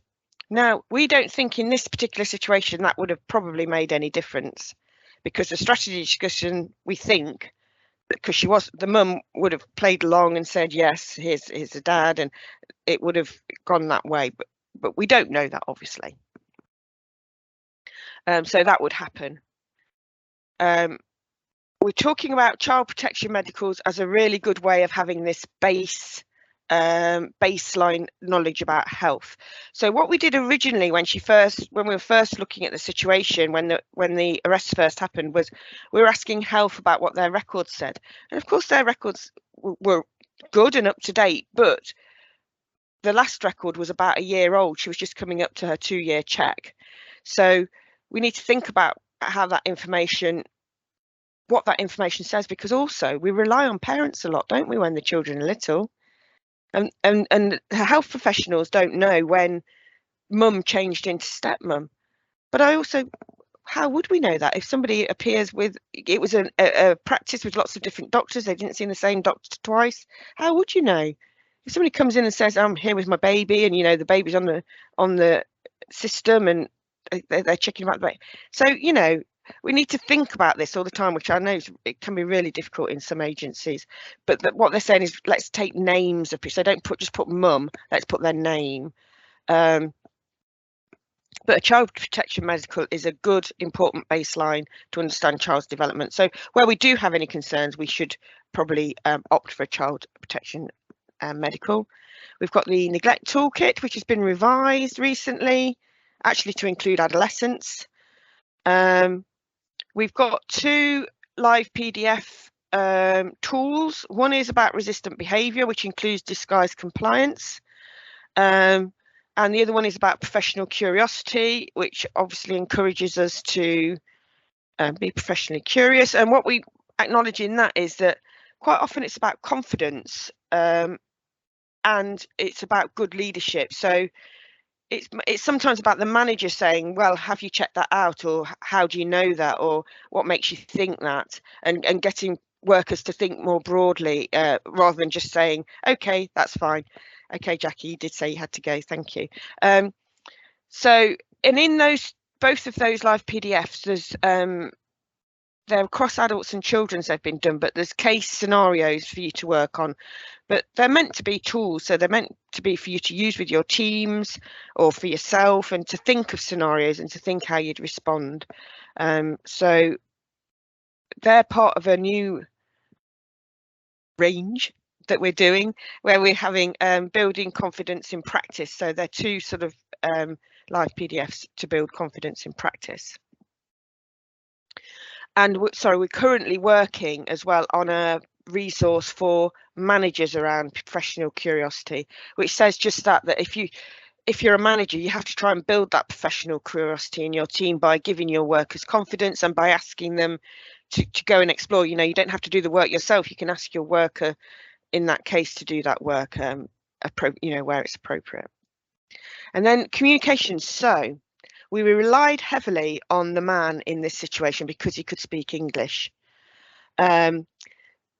in health in the hospital, they did a really good job. They did use interpreters to speak to the mother, and they did speak to her separately as well. But that wasn't consistently what happened. So when social care rang, they just spoke to Dad, but he did speak English. We did think he was Dad. I'm not making excuses. I'm just saying why that happened, but why we shouldn't rely on that as being the truth, and we should use interpreters where possible. And in fact, the reason we thought that the child didn't speak originally was because we thought her first language wasn't English. So we got a worker to speak to her in her first language and read her a bedtime story, but she didn't recognise it. And in fact, what she responded to the most was dogs barking. So, you know, that's kind of, well, I think that just is heartbreaking, actually.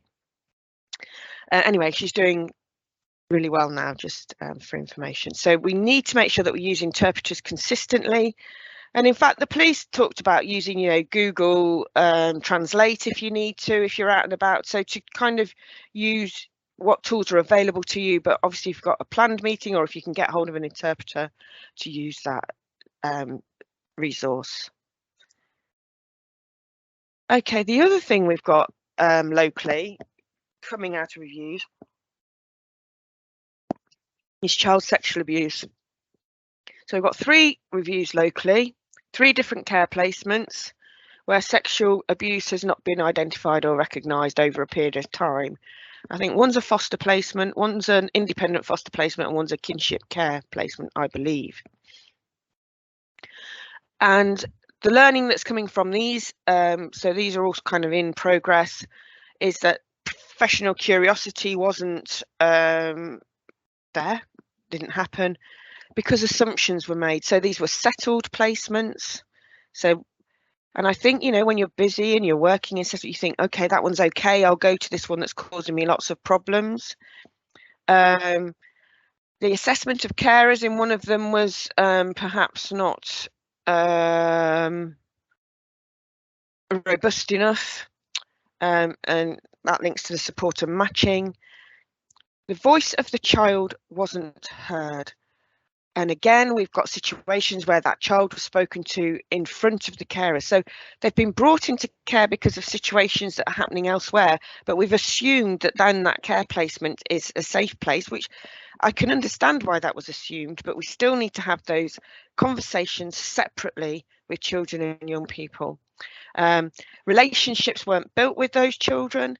So even actually, even if they had spoken to them separately, we're not sure they would have disclosed because, or said anything, because relationships weren't really built, because they were seen as being in a safe placement and sort of left to kind of flourish in that environment. What one of the reports is suggesting and saying is that social workers, and it does talk about social workers, aren't thinking the unthinkable.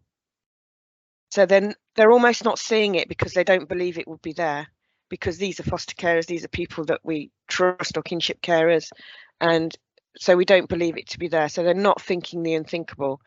And also criticised the sexual abuse procedure, saying that it was very broad. Now, it is a very broad procedure because it's for Leicester, Leicestershire and Rutland. And so what local authorities are saying is that actually they, within their own local authority procedures, they probably need something a bit more robust. And they're saying to use the risk tools that the Centre of Expertise on Child Sexual Abuse has. And there's the link to those there. We have changed our sexual abuse procedure slightly. But it is still very broad, so it's more about local authorities and their response to that. But what I've learned as well recently is that where there's sexual abuse, a referral should be made to the SARC, so the Sexual Assault Resource Centre. I'm making that up, I don't know what it stands for.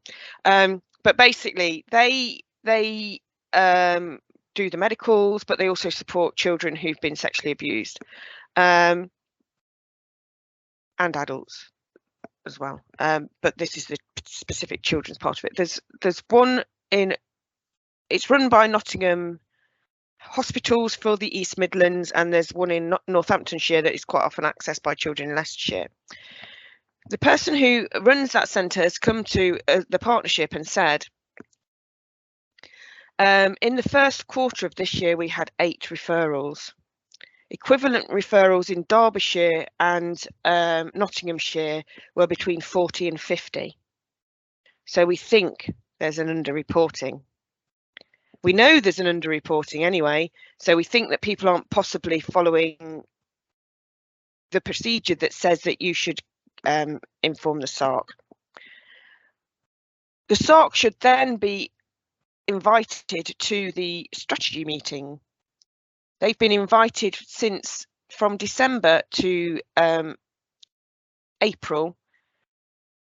They were invited to 6 from Leicester, Leicestershire and Rutland. So this is across Leicester, Leicestershire and Rutland. So something's gone wrong. This is a systemic failing. Something's gone wrong. So we're aware of this. I mean, what this woman was offering, Hannah, is that she's got a training package. She wants to do something about it. She's got putting together a training package, which we'll roll out multi-agency, but probably will be rolled out within agencies such as the local authority anyway, and health potentially, and schools potentially as well, because what she's also saying is they've got a helpline. It's a 24-hour helpline where you can speak to a doctor, because the doctors are employed 24/7. And if you're not speaking to the doctor, you're speaking to someone who works all the time, a nurse, a specialist nurse who works all the time in that environment. So you're getting good specialist advice.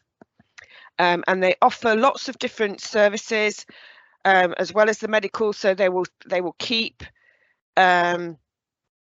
samples if children don't want to make a complaint.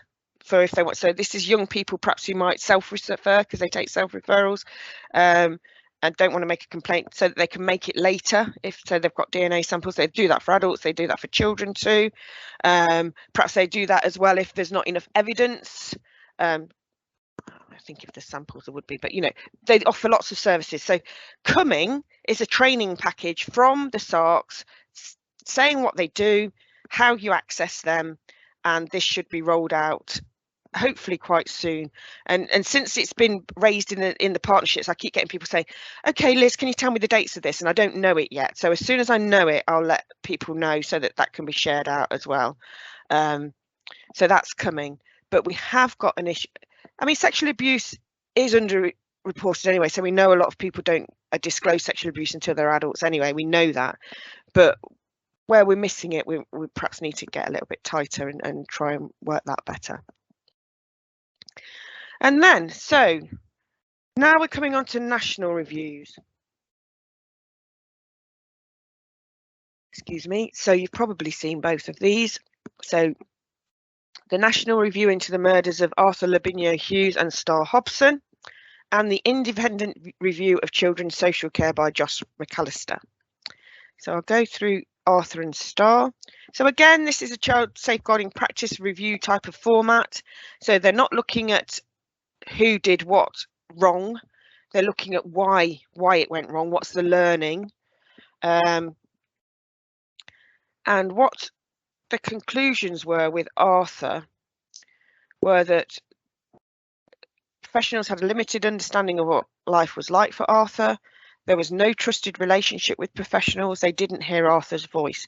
So all of that is not building that relationship. It's not talking to the child on their own. It's not thinking about what their circumstances are like. It's not working in a trauma-informed way. And I think this is really interesting. Father was seen as protective. This wasn't reviewed even when concerns were raised. Now, Father's ex-partner is in prison. So Arthur's mum is in prison for killing her partner, her partner at the time. So I think there's a kind of like a distorted kind of picture of Arthur's actual family, maternal side of the family, because she's in prison. So she's killed someone. So she's been abusive in relationships, and potentially he'd received some abuse in relationship. So then they assessed him. He was seen as protective. But they didn't think about his change of circumstances and didn't think about whether he'd been in an abusive relationship before and what that might mean. They didn't listen to the concerns of Arthur's wider family, and I do wonder if that is because of the mother being in prison. I mean, that's not stated in the report. I'm just making my own assumptions from this. And then the response to bruising. So there were photographs taken of the bruising on Arthur by a member of his family that were sent into, I think, the police first, or social care first, and then to the other. So they were sent to both police and social care. No discussion, no strategy meeting. So any procedure about bruising and for child that significant would have had a strategy meeting. That should have happened, and it didn't happen. Our conclusion is that pivotal dynamic underpinning many of these practice issues was a systemic flaw in the quality of multi-agency working. There was an over-reliance on single agency processes with superficial joint working and joint decision making. And I think that's something that will come through into our learning, that when we're working as a multi-agency, it has to be working in a real way. It's not just about ticking boxes. So even if we're talking to fathers, it's not just about ticking, oh yeah, spoke to dad. It's not about that. It's about, what does that actually mean? What does that mean for the child? Because we're working with a child. What's it mean in their day-to-day life? What does it mean for them? They didn't worry about the fact that Arthur and dad moved to the girlfriend's house because of lockdown, COVID.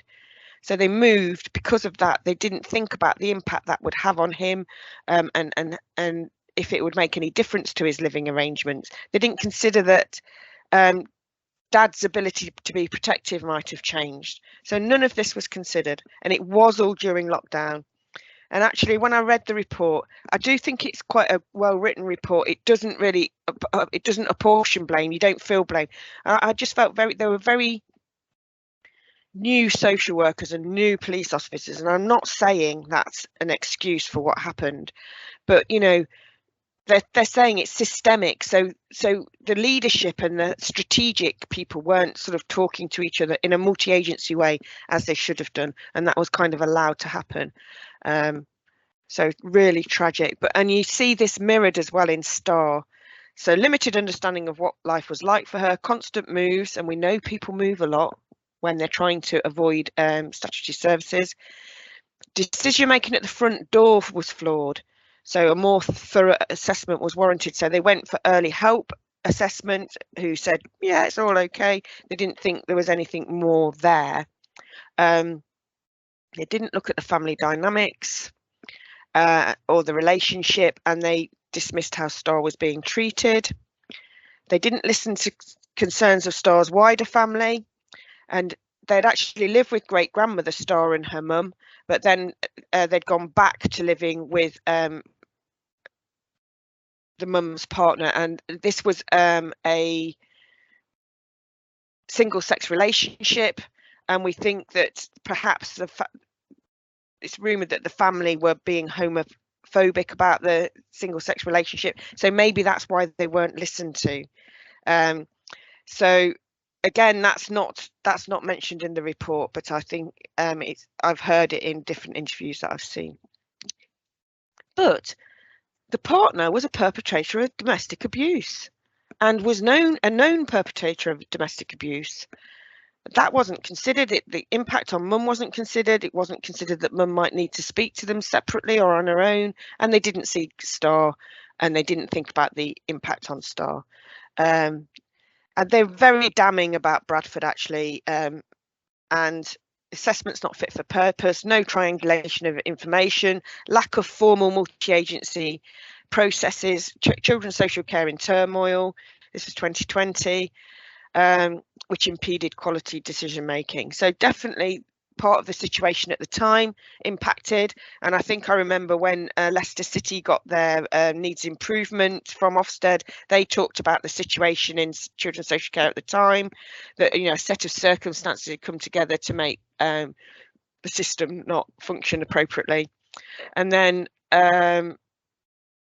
decision by the Secretary of State for Education on the 25th of January 2022 to place children's social care in Bradford into a not-for-profit trust following a report from the Children's Services Commissioner highlighting the scale and depth of systemic problems in children's services in Bradford, which in our view had a substantive and material impact on the quality of practice and decision making about STAR. So this systemic issue across the whole of the process, if you like. So superficial assessments, and again, this was during COVID as well, and I'm not making excuses, but I don't think there was much advice given to some frontline services, particularly children's social workers, about how they should work. There was no PPE. They were being told not to go into places where people had COVID, and that was used as an excuse to not let them in on one occasion as well. So, you know, we do need to think about that as well. I'm not trying to make excuses for what happened. I'm just saying we have to look at it in the round. And the reason that this independent review of children's social care is really important is because this sits alongside that Arthur and STAR review, and both of them kind of say that the services were in chaos and that multi-agency working was really poor, and there was a lot of sort of lip service to those processes. And then at the same time, Josh McAllister is reviewing social care. Now, when I first saw him, I was quite rude about him. I thought he looked a little bit like what I'd expect him to look like, and I didn't have much faith in his review, which was very rude of me and also judgmental, and also shows a bias in my thinking, because actually, if you read the report, it is really good. Now, I wonder if it's just because it's saying a lot of things that I think it's really good, and I have to check myself about that unconscious bias, all that stuff. So anyway, but what he said is that they're looking at the 1989 Children Act and seeing if it's fit for purpose. And he interviewed a lot of people. So he took information from a lot of people, a lot of children as well, a lot of children who were in care, who were using services, a lot of people who were as children, were adults now, but as children used those services, families. He looked at workers, he spoke to workers. So he did a lot of research for his independent review. And you can go to the website, and these are really good. These explainer videos talk about his report. They're quite short, sharp, sort of 5-minute-y, 6-minute-y bits of explanation. Talks about different parts of the report and how things were done, etc. It's really quite good, I have to say. And part of what he's saying is, and what's in his recommendations, is that we need a balance between helping families and keeping children safe. So he talks about a family help system to improve the underlying reasons as to why people come into care and form relationships that help professionals more accurately identify serious concerns. So he's not only talking about forming relationships with children and families, he's talking about forming relationships with workers, with our multi-agency partners. Help from social workers and others in many different agencies. So he's saying social workers are the sort of important workers in terms of child protection and child safeguarding, but everybody else has a part in it as well. And he talks about this barrier between early help and children's social care creating problems, not solving them, and that it's a created barrier that makes things worse for children, not better. He said it needs 2 million investment over 4 years, 2 billion, sorry, got my consonant wrong there. And that we need a system that can distinguish between families who are waiting for a lifeline of help and families who are dangerous. And I quite like that. That's that helping families, keeping children safe. I quite like that sort of way of thinking about it. He talks about introducing co-workers for all child protection plans, and that only the most experienced social workers will make child protection decisions. So what he's talking about is a multi-agency child protection service, perhaps a little bit like a MASH, a multi-agency safeguarding hub, where people sit together and work together in that child protection situation. And that links into the new family help system. but he does see that child protection bit as quite a sort of separate specialist bit. He thinks that we need to improve information sharing and strengthen multi-agency partnerships, and that by sitting together and working together in this way, that would help as well, because he says safeguarding is everyone's business. The bad news is that the recommendations he's made, which are very, I think, are good recommendations, won't necessarily be taken on by government. What he said, he's delivered some sort of workshops on his report and said what he wants us to do is lobby our MPs to try to take up the recommendations if we think that they should, I suppose. But what I do know is that there's a board being put together, a group, board, subgroup in government to look at those recommendations. So, I mean, obviously there's a lot of other stuff going on. So, but I think perhaps when we go back into, when they start to sit again, perhaps that will become a little bit more obvious what's happening.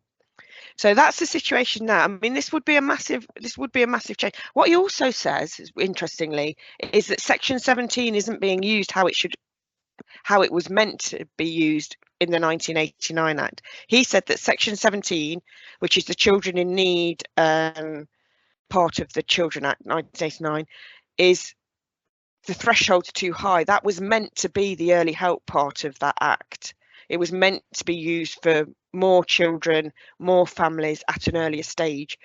But because I suppose of resources, money particularly, and the need to have thresholds, that's sort of changed. He also said that 2 billion would be needed for the four years to start the process, but then that the process would continue to be funded, because he sees a sort of children in care system as well, where people would not be allowed to profit from children in care, which of course I think is great, because he says a lot of money is going into placements that is for profit. It's not for sustaining those placements, it's for people to become rich from, and he says that's not how a children's social care system should be run. So the money saved from that system would help to support this system, because also less children would come into care as well. That's what his vision is, which I think is a lovely vision. I don't know how it will, if it will ever work, but I'm feeling optimistic today. Some days I don't, today I do. So that's all coming, I think. Again, it won't be a quick, I don't know, you never know, do you, with politics? Depends who wants to make an impact and in what way. So we'll just watch that space, and I'll keep you updated on what happens. Other things we've got coming are liberty protection safeguards. And I know people who work with children with disability know a lot more about this than I do. But the liberty protection safeguards will replace DOLS, I believe, which is deprivation of liberty safeguards. And the LPS is applicable from 16 plus.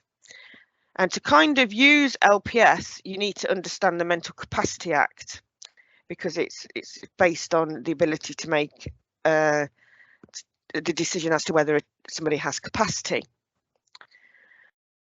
And I have commissioned training on the Mental Capacity Act, which was really good training. And when I came out of that session, I thought, oh yes, I totally understand what's happening. Unfortunately, time has passed since then, and I'm struggling with understanding what the LPS will actually mean to us as workers with those 16-plus-year-olds. So it's really where they lack capacity that they will come into play, not at any other point. So if we deprive somebody of their liberty, because I'm using old terminology, there has to be a reason for that, and that comes with just whether they have capacity or not.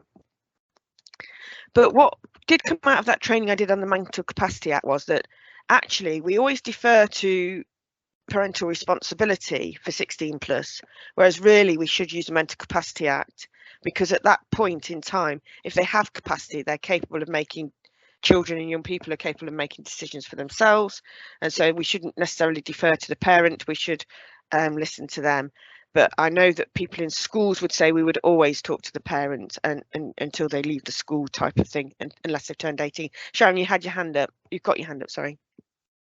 Yeah, I was just going to say, Liz, actually, we do kind of start with, through the transition and through the safeguarding process, we do actually start to introduce the fact with Gillick competence around a kind of age 13 as soon as they come onto our transition caseload.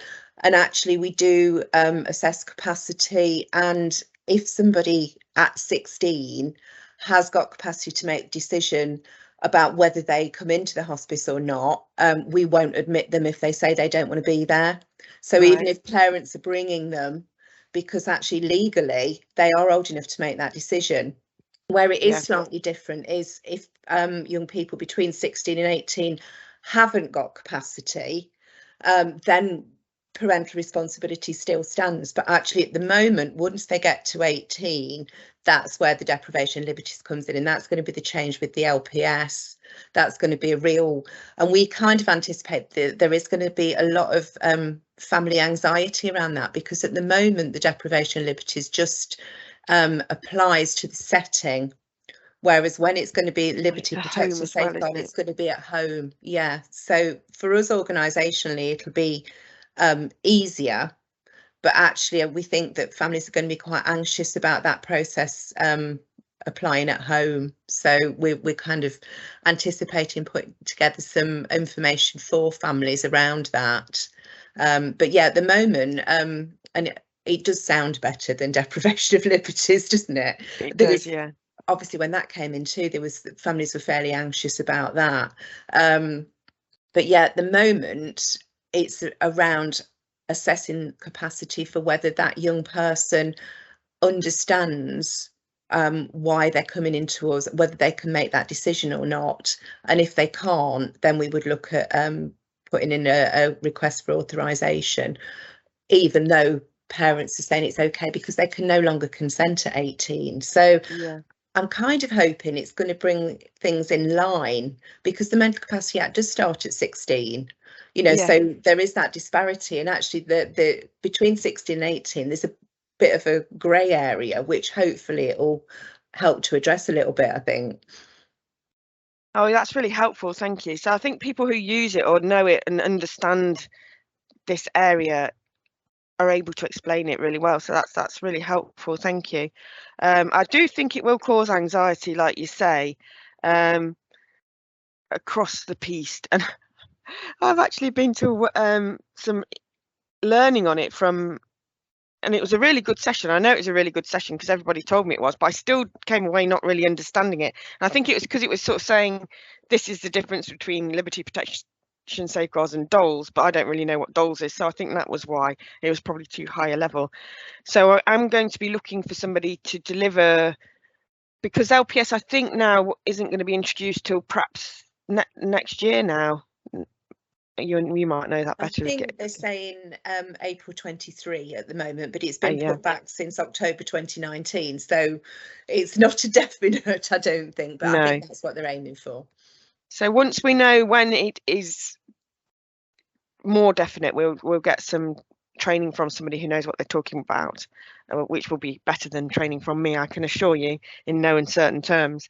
And we'll try and give people the information that they need, and also share information, because, like, you know, there are people on this call I know who know and understand A, doles, B, Mental Capacity Act, and C, what's coming. So, you know, if we can share that, that'd be really helpful.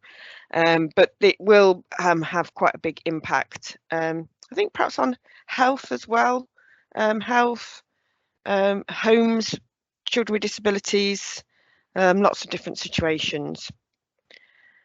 Care environments, although there's quite strict rules around that anyway that probably link into that anyway already. So, and I think the use of Gillick competence as well is quite interesting, because that's what when I saw about the Mental Capacity Act, she said, yeah, that Gillick competence is a sort of natural forerunner of the Mental Capacity Act, and actually really supersedes parental responsibility when children have capacity, which is what you're saying, really. So that's really helpful, thank you. Okay, the other thing that's kind of big on the agenda, and we've already talked about, is being trauma informed. It's kind of quite buzz, I think. It's quite a buzz sort of way of thinking about things. And for me, with a social work type of background, this is what I think social workers should be doing anyway. But I understand that actually in different areas of work and with different pressures as well, it's not always, A, people might not have understood what this means, and B, it might not be that easy to do this sort of trauma informed behaviour. So there's lots of support around that, and you know, instead of thinking about the problem behaviour or the problem child, looking at why. So it's about looking at why things happen, working alongside, talking to people in a way that's accessible to them and that's not prejudicial in any way or discriminatory.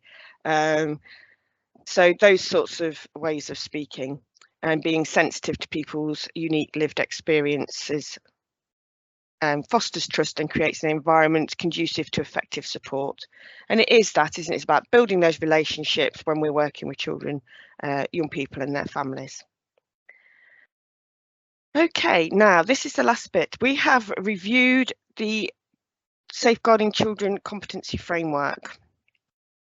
And it's going to be launched in September, and I was going to launch it on the 26th of September, but that's now Icon Week. Well, it probably always was Icon Week, so I don't want to do it in that week. So I'm going to try and do it the week, I don't know when, 100% now. But what I want to do is launch it probably with an online sort of, this is it, ta-da, and then do some sessions like you used to do, Emma, where we work with people on how to use it. It isn't vastly different, but we now only have 5 core competencies, and that's for anybody who comes across children. So it could be a receptionist. We always talk about receptionists, but they see quite a lot, don't they? Somebody who works in school food, you know, in a dinner lady or a dinner man. So people who come across it, but wouldn't need to have such a acceptance of all the competencies. So if you work or volunteer with children, you would need 10, still need 10 competencies. But if you're just so you might work across children and adults and in a role that's not safeguarding at all, but you might come across it, you'd only need the first 5, and that just talks about recognising and how to report, really. And then there's additional competencies that are selected. We've not put them into groups this time because apparently that confuses people, but I think probably in a couple of years they'll say, oh, it'd be better if they're in groups because I don't know which ones I should select. So but anyway, there's some of the things we'll talk about in the workshops, and that is coming. And mostly we find that people outside of the statutory agencies use the assessment, use the competency framework. A lot of people in nurseries and childminder and early years types of settings, a lot of early help settings use the competency framework. And it's a good way, if you're not sure the standard to which your staff should be trained or understand safeguarding, it's a good framework to use if you don't already have a framework in place.